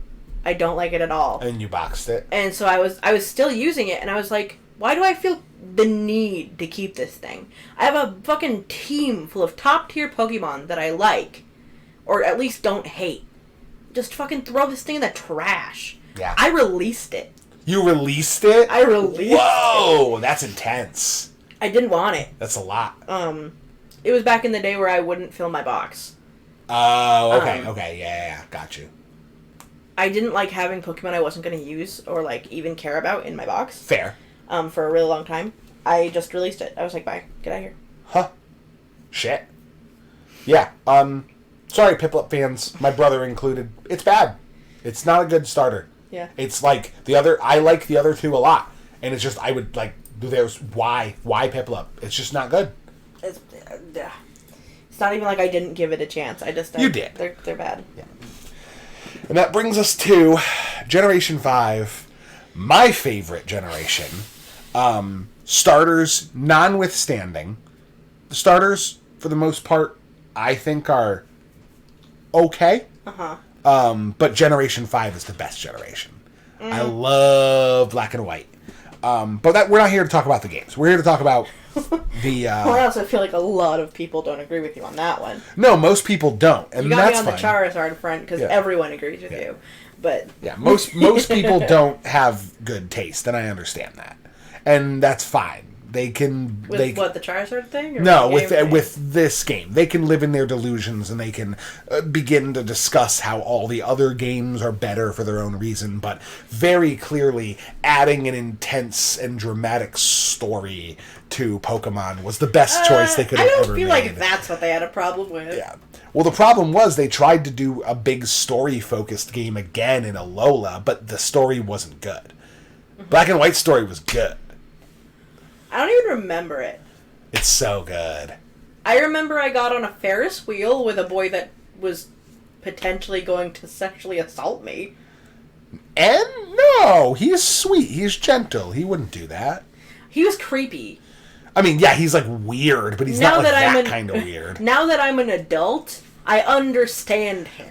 Yeah, but you, like, when you were younger, it was like, he's creepy, so... But when I was younger, he was creepy, and he asked me to get on a Ferris wheel with him, and then was like, I'm gonna be weird this whole trip.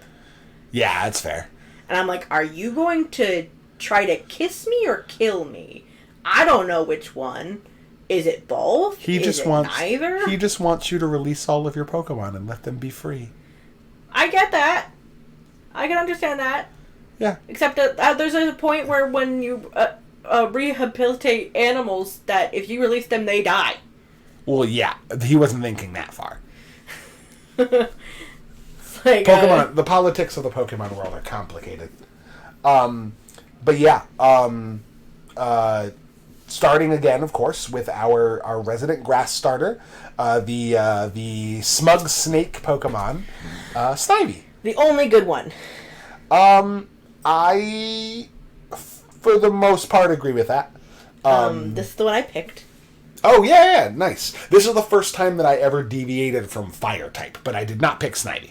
What did I pick? It was grass, fire, water, grass. Okay, yeah. So technically, because I didn't even really want Piplup, I have 2 grass and 2 fire under my belt at this point. This is so far the first time that I did not pick the fire type. Mm-hmm.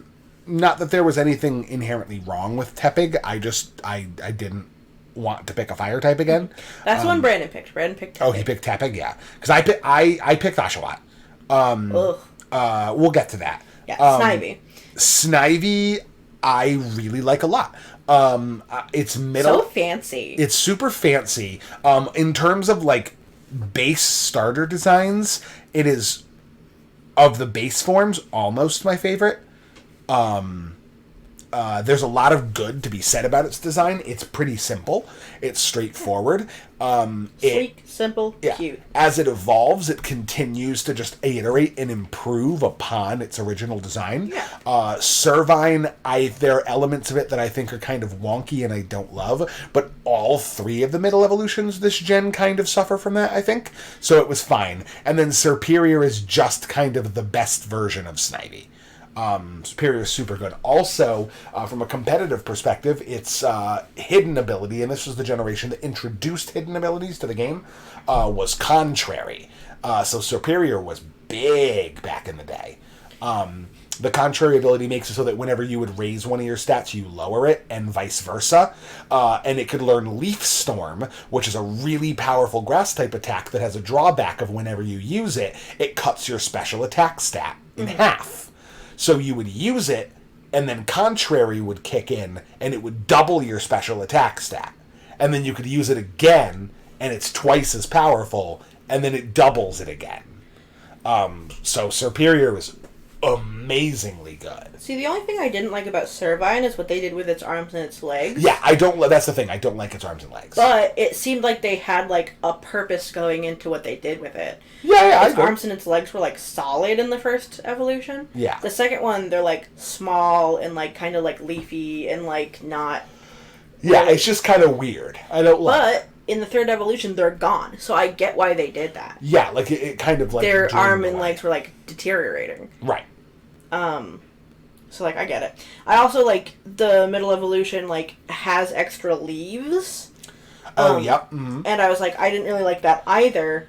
But then in the third evolution, like, they all, like, bloom further and go down onto its tail. Yeah.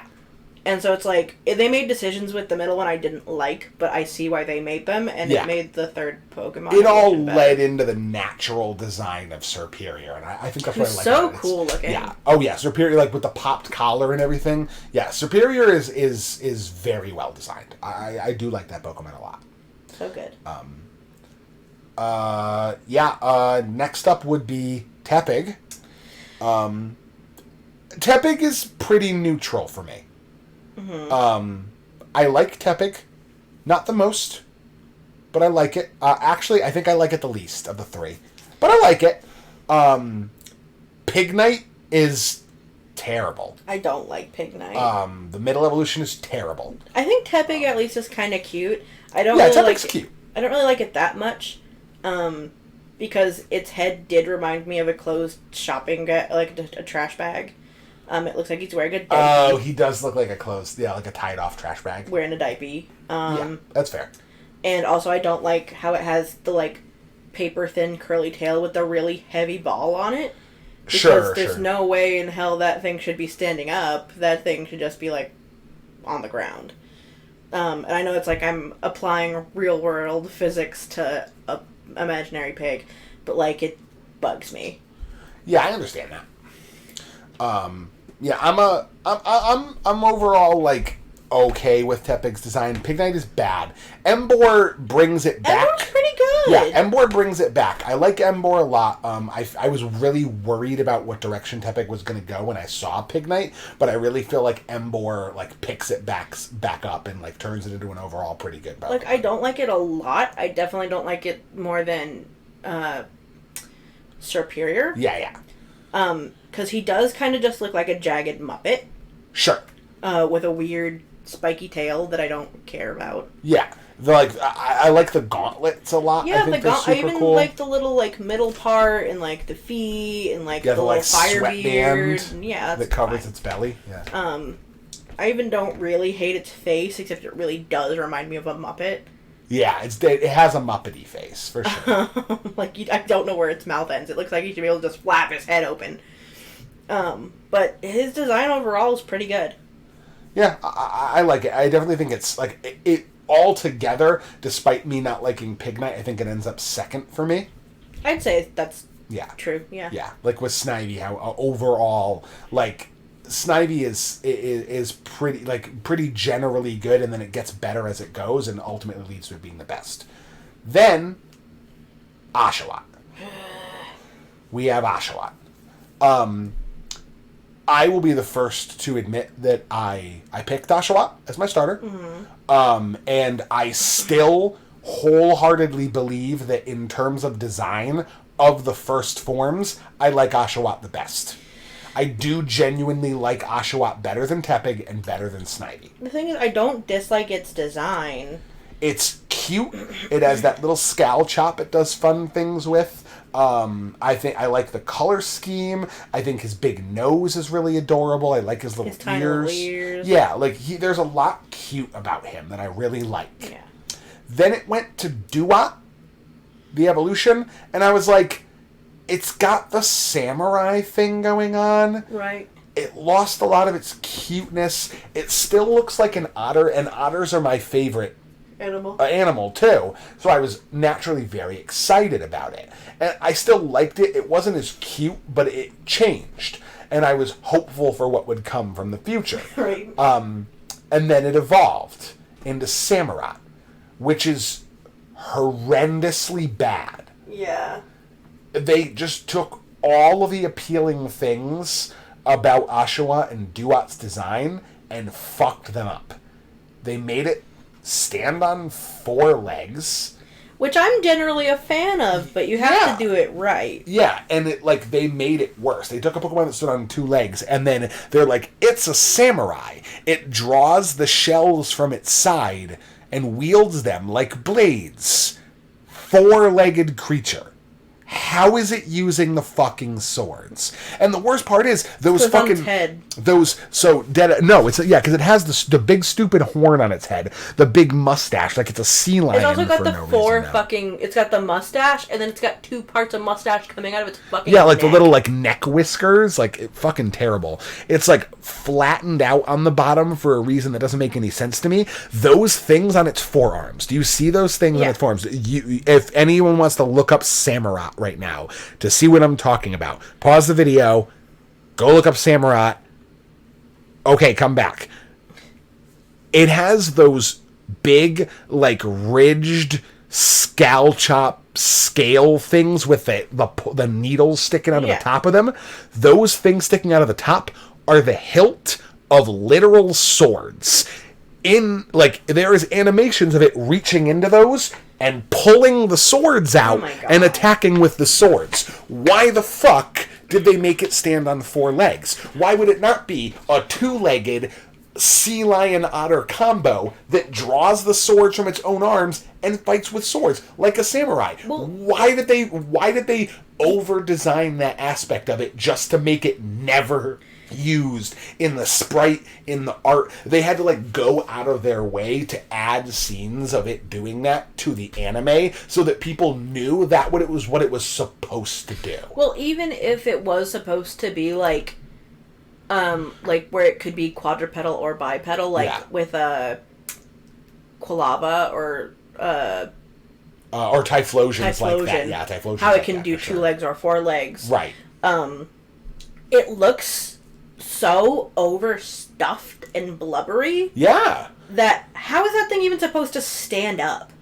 It looks awkward as fuck when it does. It looks really bad. Its body is really short. Yeah. So even if it did stand, I don't understand how it's supposed to get its neck forward. It can't balance right. Arms and cross them to grab the. I don't understand. It can't balance right because its arms are weird. Its knees don't bend right, and it has a giant fucking piece of bone on its head that causes its head to always tilt down. It's just awkward. Yeah. Yeah, I'm sorry to any Samurott fans who might be out I'm there, not, but your awful. boy's fucking terribly designed. It looks awful. I like the first evolution. The second evolution's not bad. It went in a bad It literally did the opposite of what they normally do to Pokemon. Yeah. And take a perfectly good 4-legged Pokemon and put it on 2 legs, and it didn't need to be. Yeah. They did it in reverse this time, and it was bad. Yeah, I didn't like it. Very clearly the worst for me. Yeah. It goes Snivy, Tepig, Oshawott for me. Yeah. Which is sad because I like Oshawott, the base form, more than the other 2. But all things considered, it is by far the worst Generation 5 starter. If you're going to evolve your Pokemon all the way through, then you don't pick that one. At that point, I was pretty solidly that's it, fuck it.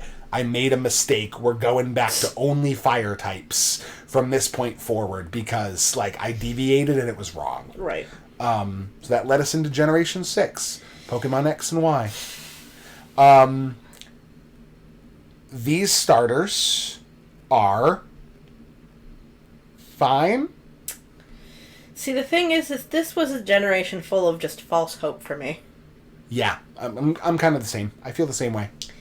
The original designs are fine, for the most part. Sure. Which one are we doing first? We're starting with Chespin, the grass type. Yep. He's probably my least favorite of all the first evolutions. Okay. I think he's probably tied with Froakie for worst. I think he's tied with Froakie for best for me. That's not true for me, but Chespin, like, he's either worst or second worst design for first evolution. Second evolution, atrocious. Yeah, Quilladin is abysmally bad. Like, he's just a circle with a really pointy nose. He's not cute. No. He doesn't seem effective. No, he as someone who was like, that's it, I'm swearing off the fire types forever, and then I saw Fennekin, and I said, no, sorry, I'm swearing off not picking fire types. I picked a non-fire type once, and I was wrong. It evolved bad, and I'm never doing it again. And then we got here, and I saw the starters, and I was like, well, maybe I don't have to pick a fire type. And then I saw the evolutions, and I was like, I will never fucking pick that fox. Like, no way. So I picked Chespin this time because I'm like, this'll work. Like, Chespin looks good. I feel confident. It evolved disgusting. Like, I was, like, I immediately, I'm just like, I should have picked the dumb fucking fox. Like, here I am, like, whole ass in my hand, just like a fool. Right. Picking Quilladin. And then its last evolution is, like, it's better than its second. But I don't like it. I've come around a little bit more to liking elements of Chestnut's design when it fully evolved. When I evolved it for the first time, when I was playing through X and Y, I was so hopeful for Quilladin to evolve because I wanted it to stop being like that. It evolved, the glitter cleared, and I could clearly see the Pokemon in front of me. And I looked at it, and my first reaction was, oh, so much better. Yeah. And then I used it in, like, 2 battles, and then I was just like, the mystique is gone. The only reason I like this Pokemon is because it's not Quilladin anymore. Right. It's just, like, I don't, like, it's just fine. It's okay. It's not a good design. Yeah. He just seems like he's kind of too much and also not enough at the same time. Yeah, sure, I see that. I don't know, like, he's got all those weird ridges, which are, like, super plain. Like, he's mostly beige with a little bit of green. He's got, like, that huge... like, his design in general isn't bad, but I just don't like it. Yeah. I think it's fair to say that, like, he ended up a little bit better than he could have been based on the direction he was going, but it's still not great. That being said, we now move on to Fennekin. Which I really like. I love Fennekin. I get it.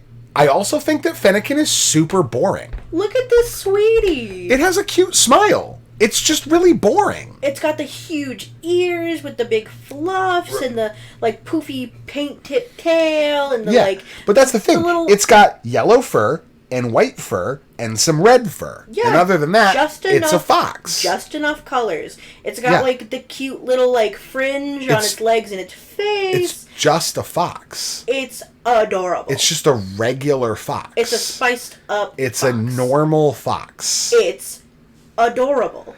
And this is that whole underdesign versus overdesign thing. It has just enough. I want it to have literally anything else. It's just a fox. Yeah, and Charmander's just a lizard. Charmander's tail is on fire. Yeah, and this guy's got, like, huge orange fur ears on his normal fox tail. Yeah, and he's got, like, points with his fur, and it's really cute, and it's really adorable. He's just a fox. He's great. I mean, yeah, you like normal foxes a lot. He's just a fox. Yeah, which That's made it all perfect. he is. Yeah, it makes sense. I don't like it that much. Well, especially out of all of these three, the best one. In terms of just the first form, I like it the least. Goodness gracious. Yeah, I know. It's controversial because people seem to like Fennekin. It's just a fox. It has nothing else going for it besides being just a fox. The only thing it has going for it is that it wasn't... How is this the worst? It's just a fox. It's so adorable. It's literally a normal fox. Yeah, that's why it wins. If I didn't know it was the fire type, I wouldn't necessarily be able to tell you it was a fire type. It's a fox. Oh, buh. Then we go into the next form, Braixen, where it starts to get its kind of like... Because the whole thing, these were based around like fantasy character archetypes, these starters were. Mm-hmm. And like Chespin was the knight or the paladin. This one was the mage. Was the wizard, yeah. And so it kind of like... It went up on two legs, which I fucking was already kind of weird. It had like this little wand, which I thought was kind of cool. Yeah, it's got the stick that it keeps in its tail fur, and it's like... they pull it out to like cast spells, and it's cute. Yeah, and it's got like its fur turns like into like a dress, and it's got like, even more points. I think they added more stuff to it, enough for me to go, okay, this is an interesting design. I think it's Braixen really gets pretty. better for me. I think, especially compared to Quilladin, I think Braixen is a decent bit better. I love it. It's so cute. Oh my god, it's so cute. It is pretty cute. Delphox. Fucking hate it. It's all right, but it suffers from the same sort of design thing that a lot of Pokemon in this generation do, which is that it's just like they had such a strong theme that they were going for, and it just felt like they kind of stuffed the theme all in the end, and it's just kind of bleh. Like, it's just kind of like an old, weird-looking fox, and it's got this weird, like, robe for, like, whatever reason. Like, I guess it's because it's a mage, but it's like the design is just odd. It just seems very mundane, despite how overblown it's supposed to be. It's they were going in such fine. a good direction with it, Yeah. and they just tanked it. Yeah. It was, like, so cute. It was so small and so adorable. And then they brought it to the middle evolution where it looked so cute. It had all these little points, it had all these adorable little colors. Everything was like how it was supposed to be. Right. And then they're like, and now let's just cover it in a really long, thick red fur. Let's pull its tail all the way down to the back of its knees for some fucking reason. Like, we're like just gonna make it stupid looking. Yeah, we're just going to do a bunch of weird shit with its design that retrospectively didn't make a lot of sense. Yeah, I don't love it. I think overall, like, between everything, I feel like Fennekin is like a close second among these starters for me. But still not a particularly strong second. I picked Fennekin. And I never evolved it to its final form. You just only had Braixen? I just had Braixen, and I was fine with that. Yeah. I would still pick it and bring it to its middle evolution and use it instead of any other Pokemon in this generation. Fair.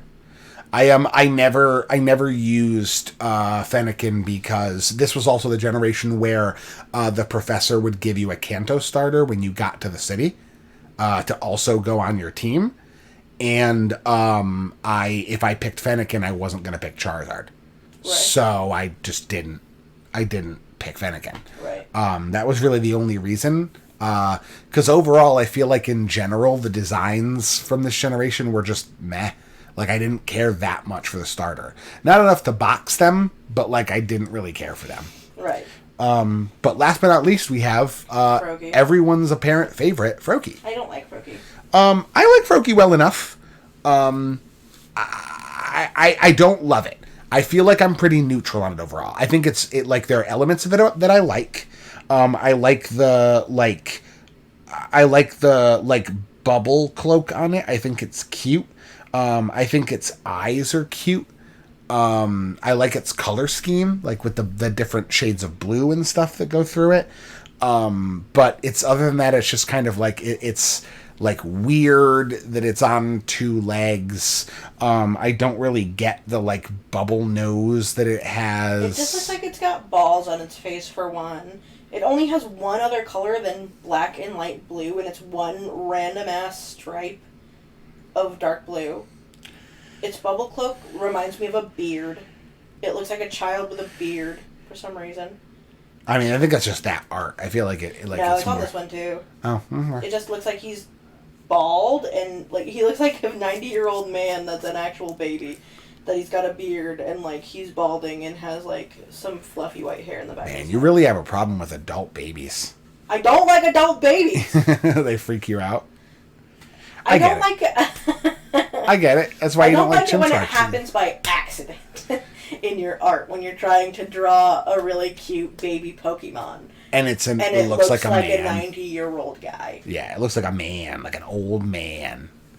Yeah, I don't know. Like I feel like it's fine. Frogadier, the middle stage. I feel like I wanted it to be different, but I feel like overall it's neutral. I feel like it's a downgrade in the sense that like there are less things that I like about it than Froakie, and there are more things that I dislike about it, but not enough to like nitpick a whole lot. I feel like it's just fine, as opposed to fine leaning good. And then Greninja is like a little bit more back to where Froakie was. Like there are things about it I really don't like the fucking tongue scarf. Yeah. There are things really about gross. it that I do like. I really like its like speed. I like the cool stuff that it does with its like different attacks. I like its signature move a lot. Water Shuriken is cool. But like design wise, it still feels a little lacking to me. He has a lot of that thing I hate with like the really thick limbs that attach to the really thin limbs. Yeah. Like I feel like I could take a pair of dull scissors and cut his legs off. Yeah. I feel like overall, like if I had to like order these starters from this generation, I feel like it's begrudgingly Froakie at the top. 'Cause it's just kind of fine. And then I think like a tie for second place between the other two because they're both overall pretty bad. If we're talking about just the first evolutions, then it's Fennekin, Chespin, Froakie for me. Sure. If we're talking about them all together, yeah. Then it's gonna have to be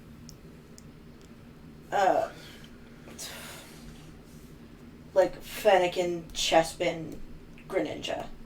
So it's the same, Fennekin, Chespin, Froakie. Yeah, it's the same for both. I guess that's right. Well, because I was like, Fennekin has 2 that I like. Chespin only has like 1.5 I like, and Froakie has like 1 that's fine. Fair enough. Yeah, so. I think that's a good measure. Wow, yeah, Generation 6's starters were pretty bad. Mm-hmm. Huh. I feel like maybe that game wasn't that good. See, the thing was, after 3rd generation, it started going downhill for me. Oh, really?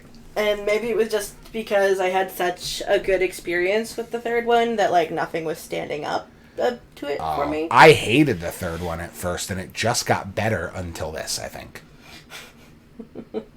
So weird. For me, at least.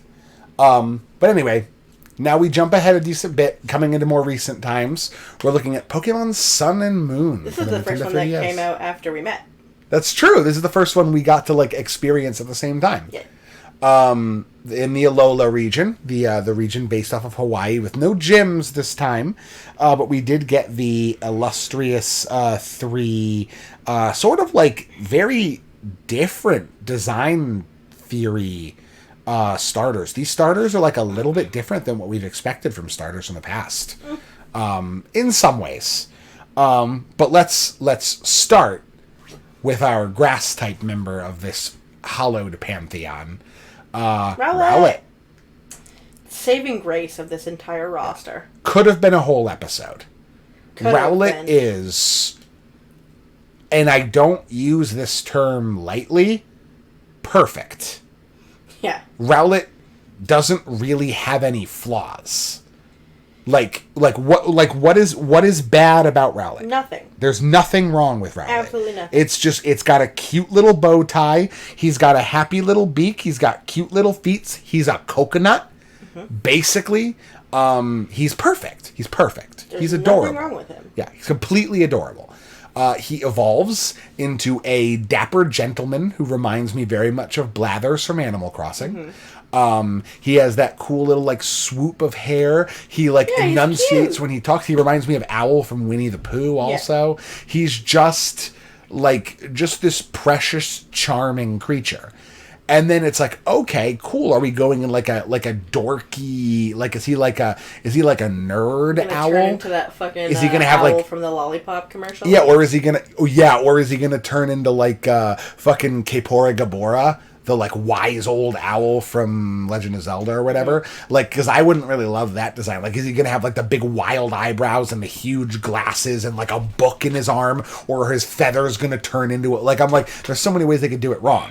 And then they're like, let's make him like an archer assassin. So good. Fucking unreal. They just continued to, first of all, dramatically change Rowlet. Every time he evolved, he turns into something very different. He starts off as just a cute little, he's just an owl. Just a bean. That's the thing. It's the difference between Fennekin, who's just a fox, and Rowlet is just an owl. But I feel like they just did so much, there's so much simplicity of that, Johto era simplicity to him that just makes it so neat. And then they dramatically improve and change him as he goes. Mm-hmm. And he's wildly different. He goes from regular owl to librarian to archer assassin. Yeah. And he just gets cooler every time while also wildly and dramatically changing the design structure. They took a risk every time. They're like, people like him for whatever form he's in now. Let's go totally wild with his evolution. Maybe they won't like him the same way.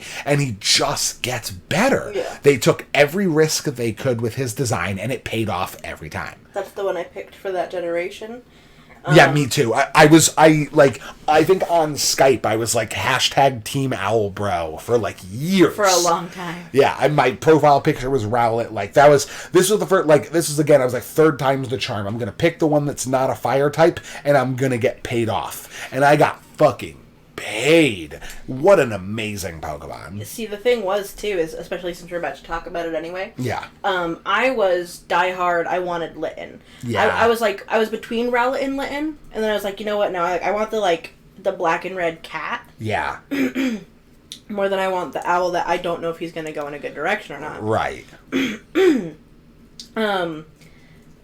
But then they went in the direction they went with Litten. Yeah. And I rage quit. I was like, fuck this stupid cat. Yeah. Mm-hmm.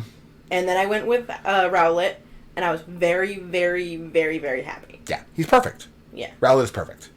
I got a female my first go through. You did. You had a female Rowlet. That's right. And I got to name her Holly after my ranger, and she was awesome. Yeah. And a ghost type starter. Yeah. So good. Yeah. Love Rowlet. Of course, our fire type from this generation we were just alluding to, Litten.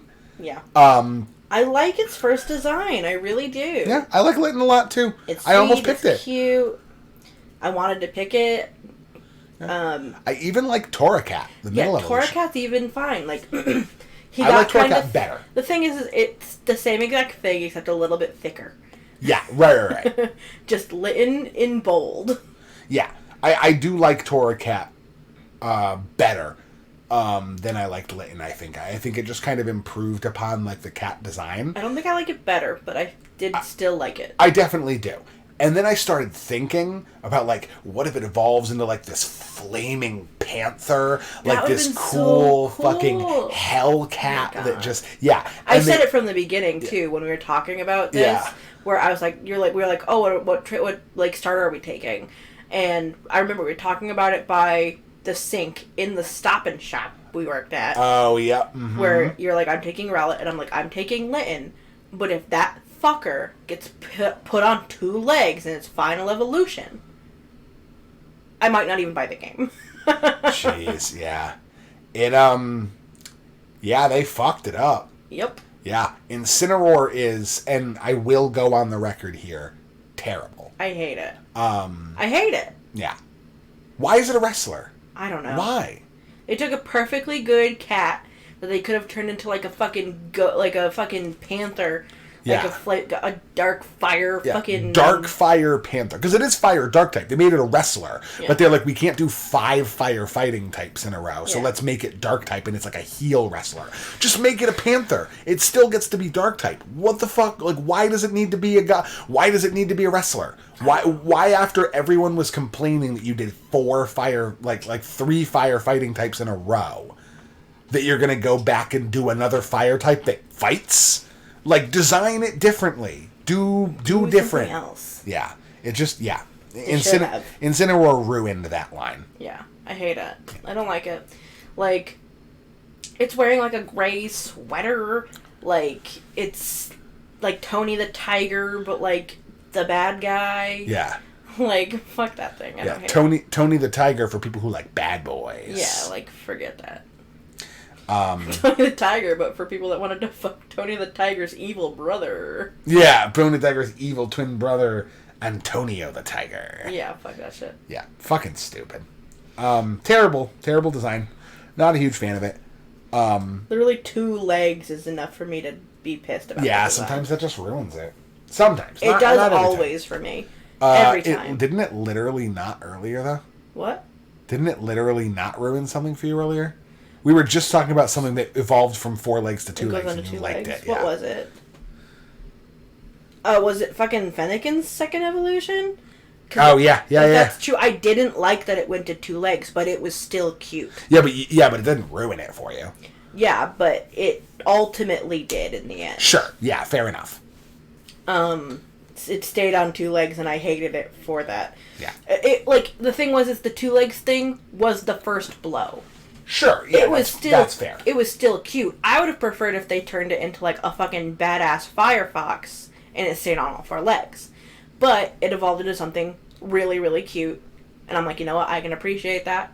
I fucking really wish you wouldn't. Sure. But fine. Okay, I guess we'll do this. And then they made it ugly. And I was like, okay. Yeah, they really did. I really don't want this Pokemon. You made it ugly. I won't take it. Thanks. The thing is you ruined it, but it was cute. Yeah, absolutely. And now it's ruined, and it's just an old guy. Now I don't want it. All right, well, we got to move on from Litten, unfortunately, because we are running out of time. Yeah. Poplio being next. I don't like it. It's fine. Poplio is fine. It's doofy. I honestly like it a little bit more. Incrementally more as it evolves.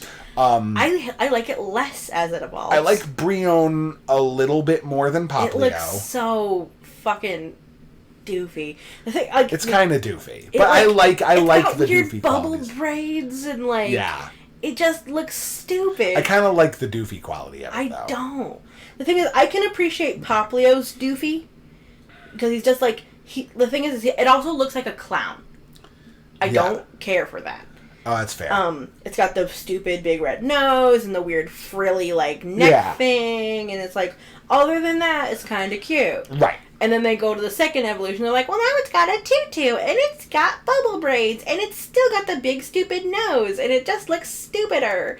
And I'm like, why would that make it better for me? It doesn't. And the third evolution is worse. I honestly like Primarina a decent bit. I like it better than Incineroar. It's better than Incineroar. Do I like it better than Incineroar? Yeah, Primarina is astronomically better than Incineroar. One sec, let me look at Primarina. It's pretty decent. The bubble braids turn into actual hair. It's got like a mermaid look to it. See, I don't. It kind of rests by the rocks and moves its hands in like a way like to do all of its attacks. No, I don't like it. You like it? You like it less than Incineroar? I think so. Really? Because it's just frills and frills and frills and frills and like... Yeah, and it all makes sense. Why is Incineroar a fucking wrestler? Yeah, it's a mermaid. And random red spikes. It's a mermaid. It got more mermaid as it leveled up. It went from kitten to cat to wrestler, Yeah. to Furry's wet dream Bara muscle This wrestle isn't a boy. Furry's wet dream. I mean, sure, every Pokemon is some Furry's wet dream. That Pokemon makes sense. Incineroar is stupid. It is stupid, but I think its design is better than Primarina. That is not worth getting into because I just don't I don't care enough about either of them to really defend it more than this. But I don't see how. Primarina's too much. If you had to rank these three in a particular order, Rowlet first. Are we talking about entire evolution? A whole thing. Whole thing. Yep. Rowlet obviously is better. And then Litten's evolutionary line, and then Popplios. Popplio and Litten are switched for me. I just like it just got ruined. Like, what the fuck is even its tail holding on to? It's like, it's got 2 layers of tail. It's like, It's like lying on its tail. Well, no, it's got, like, it's, for one, I hate pearls. String of pearls in its hair, string of pearls in its hair, Okay. string of pearls for a crown.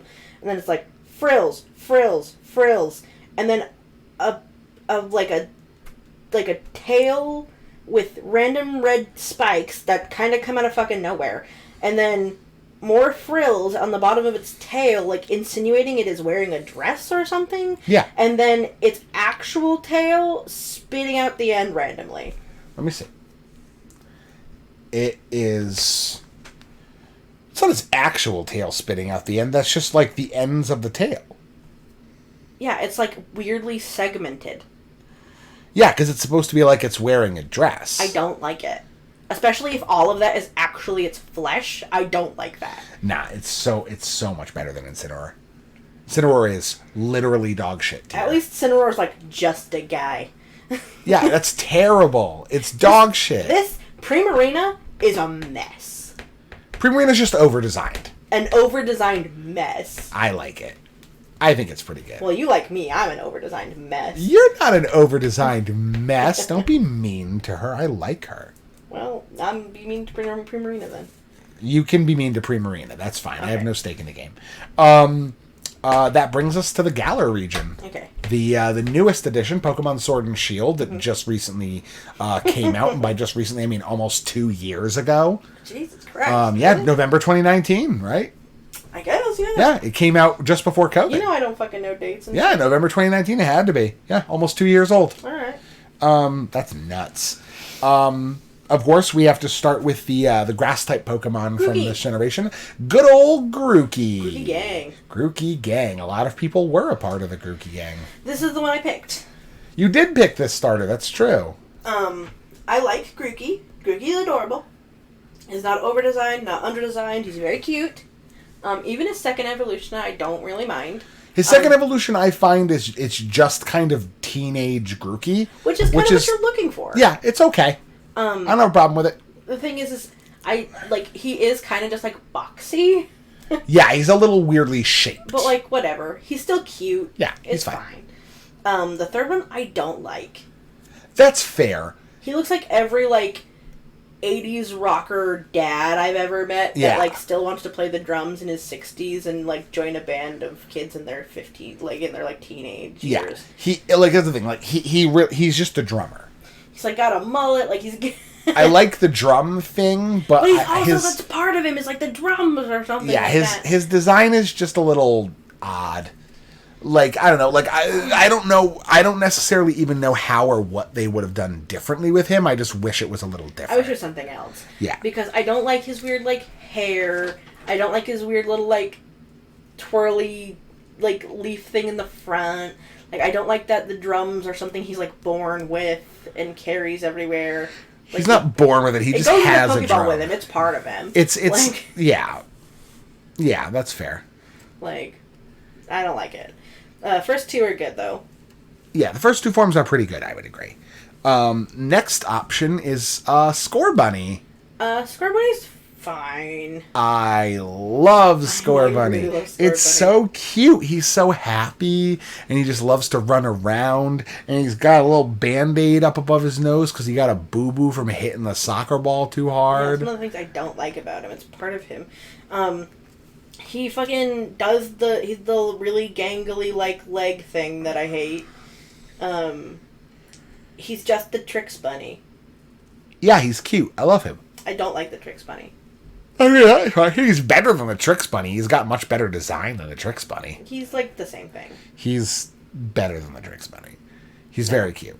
And then, of course, we have Raboot, who comes after that, who's fucking awesome. It's just Sasuke if he was a bunny. Yeah, he's just edgelord bunny. Yeah, he's so cool. I don't like it. I think Raboot, it's very different, and I do think I like Score Bunny better than Raboot, but I do like Raboot. I love, his personality shift is so interesting. It really is that awkward teenage year. I feel like the Pokemon is genuinely growing. Yeah.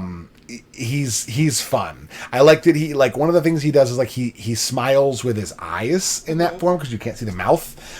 So his smile is adorable. It's just hard to see it in Raboot form, and I like it a lot. I spent a lot of time camping with Raboot.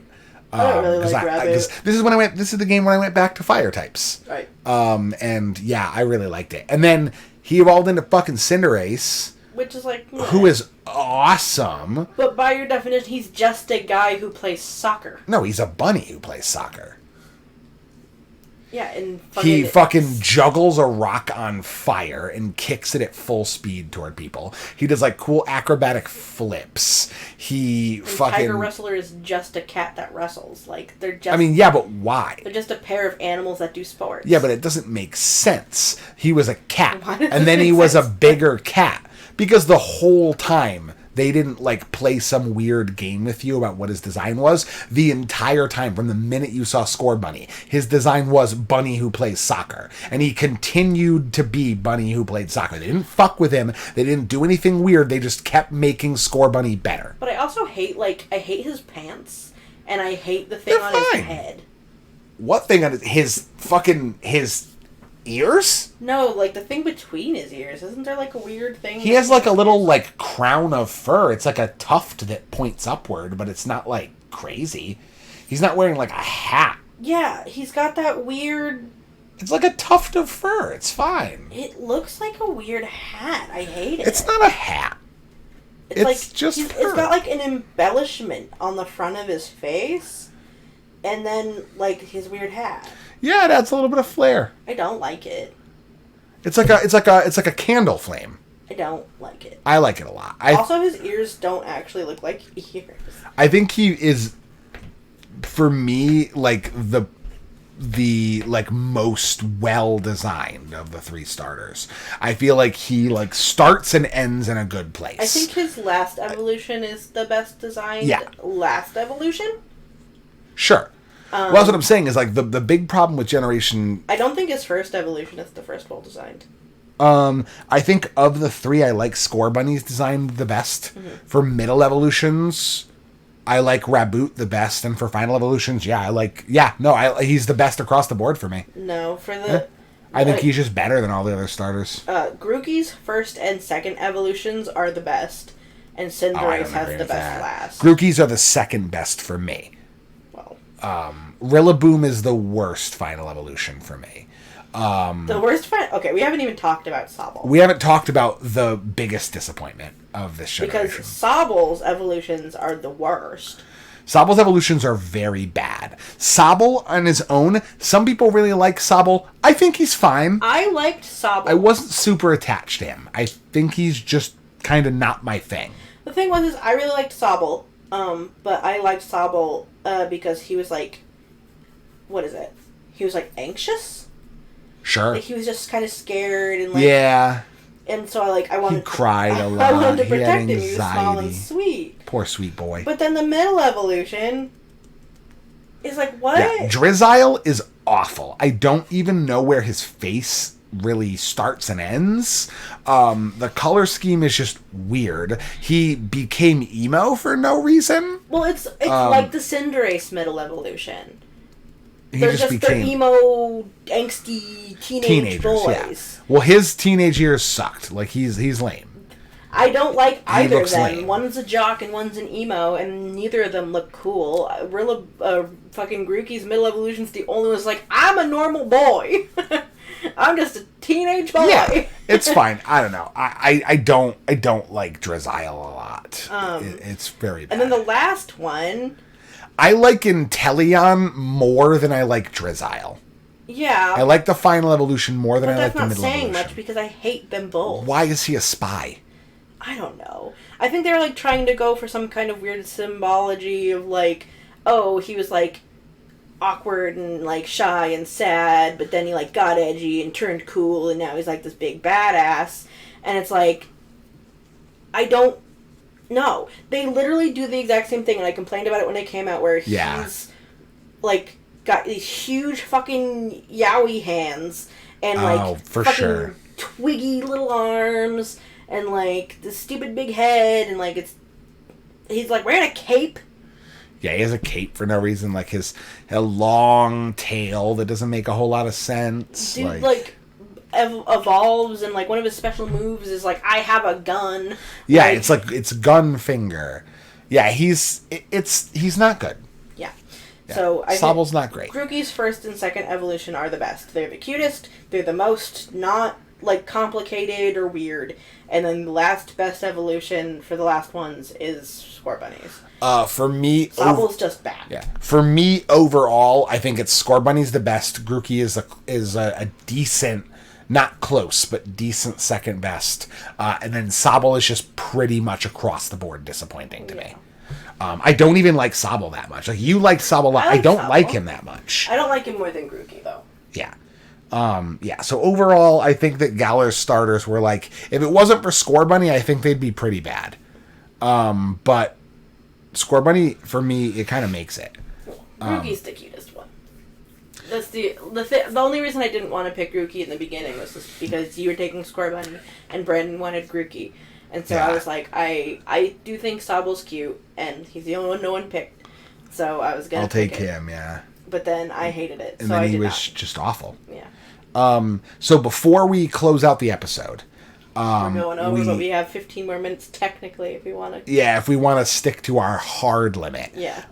So we are going to talk about two Pokemon that I feel like don't get a lot of spotlight when starters are discussed, which they should get the spotlight because these two Pokemon are starters.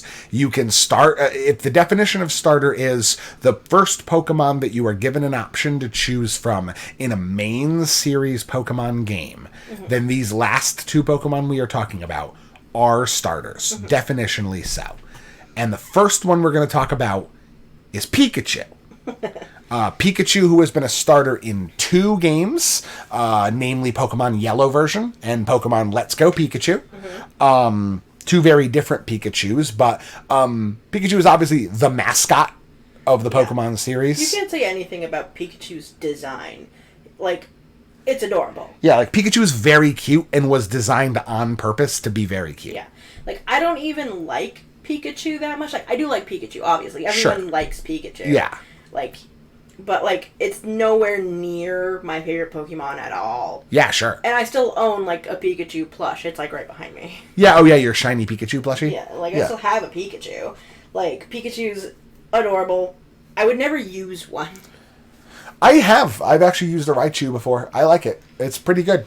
But it's very cute. Yeah, Pikachu is not like a Pokemon I find myself going back to. It's not a Pokemon I'm particularly attached to, but it is objectively just adorable. Like, it's just good. Very good design. Talking about its other forms, Pichu is just Pikachu, but way cuter. Yeah. And Raichu is just Pikachu, but stronger. Raichu's just Pikachu, but put in the deep fryer. Yeah, for sure. Yeah, crispy Pikachu. Yeah. Bonus points also to a Alolan Raichu, which I think is fucking adorable. Alolan Raichu's alright. The thing is I kind of got sick of it after a bit. Oh, he's chunky Pikachu. I love it. Like, it's cute, but, like, so many people are like, oh my god, it's the coolest thing ever. Now that Pikachu finally got, like, a new weird form for its evolution. And I'm like, that's cool. Like, in the beginning, I was like, yeah, that's like, really cool. And then people are like, oh my god, it's so cool. Oh my god, it's so cool. And I was like, yeah, I'm tired of it now. All right, I'm over it now. We can move on. We're done. But yeah, no, Pikachu, I would agree, pretty good starter. Yeah. Solid starter. And the last starter, who has only been a starter in 1 game, Eevee. Eevee! from Pokemon Let's Go Eevee. So the cutest thing in existence. Well, not only the cutest thing in existence, and the fact that it can evolve into 8 different forms means that there is a final form that someone will like. There's something for everybody. Yeah, there's something for everybody with Eevee. But on top of that, what a perfect starter Pokemon.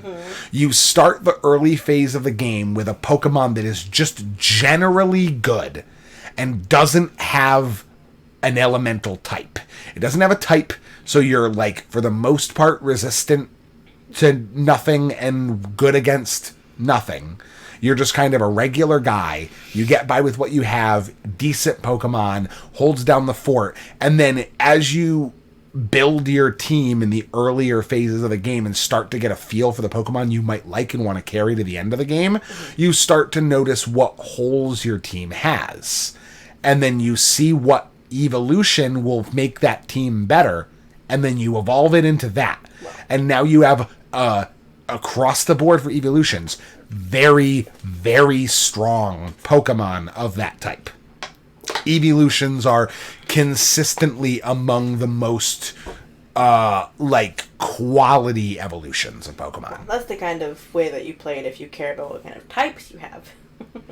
Well, sure, yeah. If you don't care about the types, then none of this really matters. This isn't really a point if you don't care about types. But well, I was gonna say that all of its designs. Yeah. Well, that's the thing. Is what a perfect starter. It doesn't have you can any just turn bad it. designs. Yeah, you can just turn it into anything. Even my least favorite, and I say that very gingerly because none of them are like a Pokemon I would not just desperately want. Even my least favorite designs of theirs are absolutely amazing. Right. Yeah, I would be super down for a game where, the starter Pokemon was just Eevee. Yeah. You and all of your rivals get Eevee, and everyone evolves it into a different evolution. You will evolve it at some point, and when you do, all of the rivals immediately evolve it into one that's weaker against yours and one that's stronger against yours. It's just...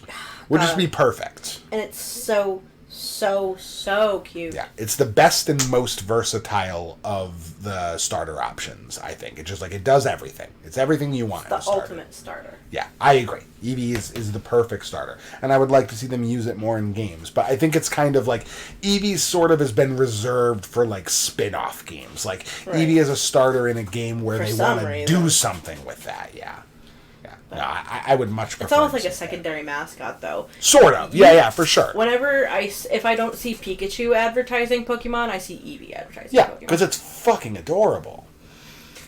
Yeah, absolutely love that. First of all, that brings us to the end of our little walkthrough of all the different starters. Mm-hmm. Thanks so much for everybody for buckling in and hanging in with that. I would like to reiterate, very much would like to see what you say are your favorite or least favorite starters and why in the comments. I'd love to discuss some of these things. Obviously, these are all just our opinions. Oh, yeah, no, these are all our opinions. Nothing we say is something you have to abide by. Every Pokemon is someone's favorite. Which is not something more true than, when you run into a random, very jarring opinion on Pokemon people have. Oh, yeah. That's when you really know it for sure. I can't remember who it was, but somebody was like, Magnemite's my favorite Pokemon. And I was like, why the fuck is Magnemite your favorite? Magnemite's pretty fucking cool, though. I don't care about Magnemite. I love Magnemite. Or you could have, a really weird opinion in the opposite direction. Our dear friend Emily, who thinks the best Pokemon. Starter... who thinks bug Pokemon are all universally good, which is, for the most part, true. Uh-huh. And that Rowlet, the guaranteed, universally accepted best starter Pokemon, is somehow a garbage tier choice. You can have any opinion in the comments except for that one. Sorry, we love you, but just fucking why? But yeah, no, this is an awesome. I've wanted to actually sit down and talk out our thoughts on the starters for a little while, especially because we almost went into it and then it's ooh, let's save this for the podcast. Right. But yeah, no, this is fun. I enjoy this quite a lot. Maybe we'll do more like ranking your favorites from a thing with other franchises if you get into it. If that's something you like, let us know in the comments as well. And then one last thing before we go. In lieu of like, hey, check this out, because we'd probably just say Pokemon because we just talked about it. So instead of doing that, let's just go back through everything we think about real quick, generation by generation. You and me. Okay. Generation with the worst starters overall. 4. 4? Really? It was definitely 6 for me. Froakie, Chespin, Fennekin, by far overall worst for me. You say what, Chimchar, Turtwig, Piplup? Yeah, worst. I think that's fair. I think there were a lot of like if you don't like Chimchar and you don't like Turtwig, which I love them both, which is why it elevates me, but if you don't like them, there's not a lot to like. 6th generation's pretty fucking close, but 4th is just the worst. Yeah, 4 is really up there for me. For me, I think 5th generation is the closest in terms of worst, but like Gen 6 takes this cake. Those starters are pretty bad. At least 5th generation has Snivy. Exactly. At least 5th generation has Snivy. Generation 6 has like not a lot. Yeah. Everybody is fucking goo-goo for Greninja, I guess. It won like Pokemon of the Year or something years ago. Well, it's not that good, and y'all need to get over Greninja. The thing is, at least Generation 6 has a Pokemon that I'll bring to second, like, evolution and then keep. Yeah. 4th generation, I won't. I'll just box it. Yeah, exactly. You just don't care. That's fair. I also intend to do that with my next run-through of the... Oh, for Brilliant Diamond and Shining Pearl. Just boxing immediately. I mean, there's lots of other good Pokemon in Generation 4, so it's not that much of a loss, honestly. Right. And then the last thing I want to go over is, of all the generations, which one do you think has overall the best starters? Generation 3. Generation 3. That is a really solid call. I totally agree with that. I'm a big... not agree. Because I do think there's one that's better for me. Mm-hmm. But I'm right on the same page. I can totally understand why it's your favorite, and I see it. Yeah. I think they get edged out a little bit for me by Generation 2. Right. I don't think there is, like, there are boring designs, there are mundane designs in Generation 2. There aren't any bad designs. For the most part, they all just are good. Well, the thing is for Generation 3, the only evolution out of all of them that I even... Well, I was going to say, there aren't even any evolutions I don't like. Right. There was just 2 designs, the middle for Mudkip and the last for Turtwig. Yeah. That I just wasn't a huge fan of. They're still good. I don't really care for them. In Generation 2, Chikarita's evolutions, I don't like them. See, I don't not like them, I just think they're boring. And I also don't like the middle evolution for Totodile either. Oh, I fucking love So I wouldn't pick it. Yeah, that's fair, though. But yeah, no, so I think overall, so we were pretty in agreement on 4 and 6 being among the worst. We were pretty in agreement about 2 and 3 being among the best, with a couple of, like, and then, like, one last thing, best starter overall.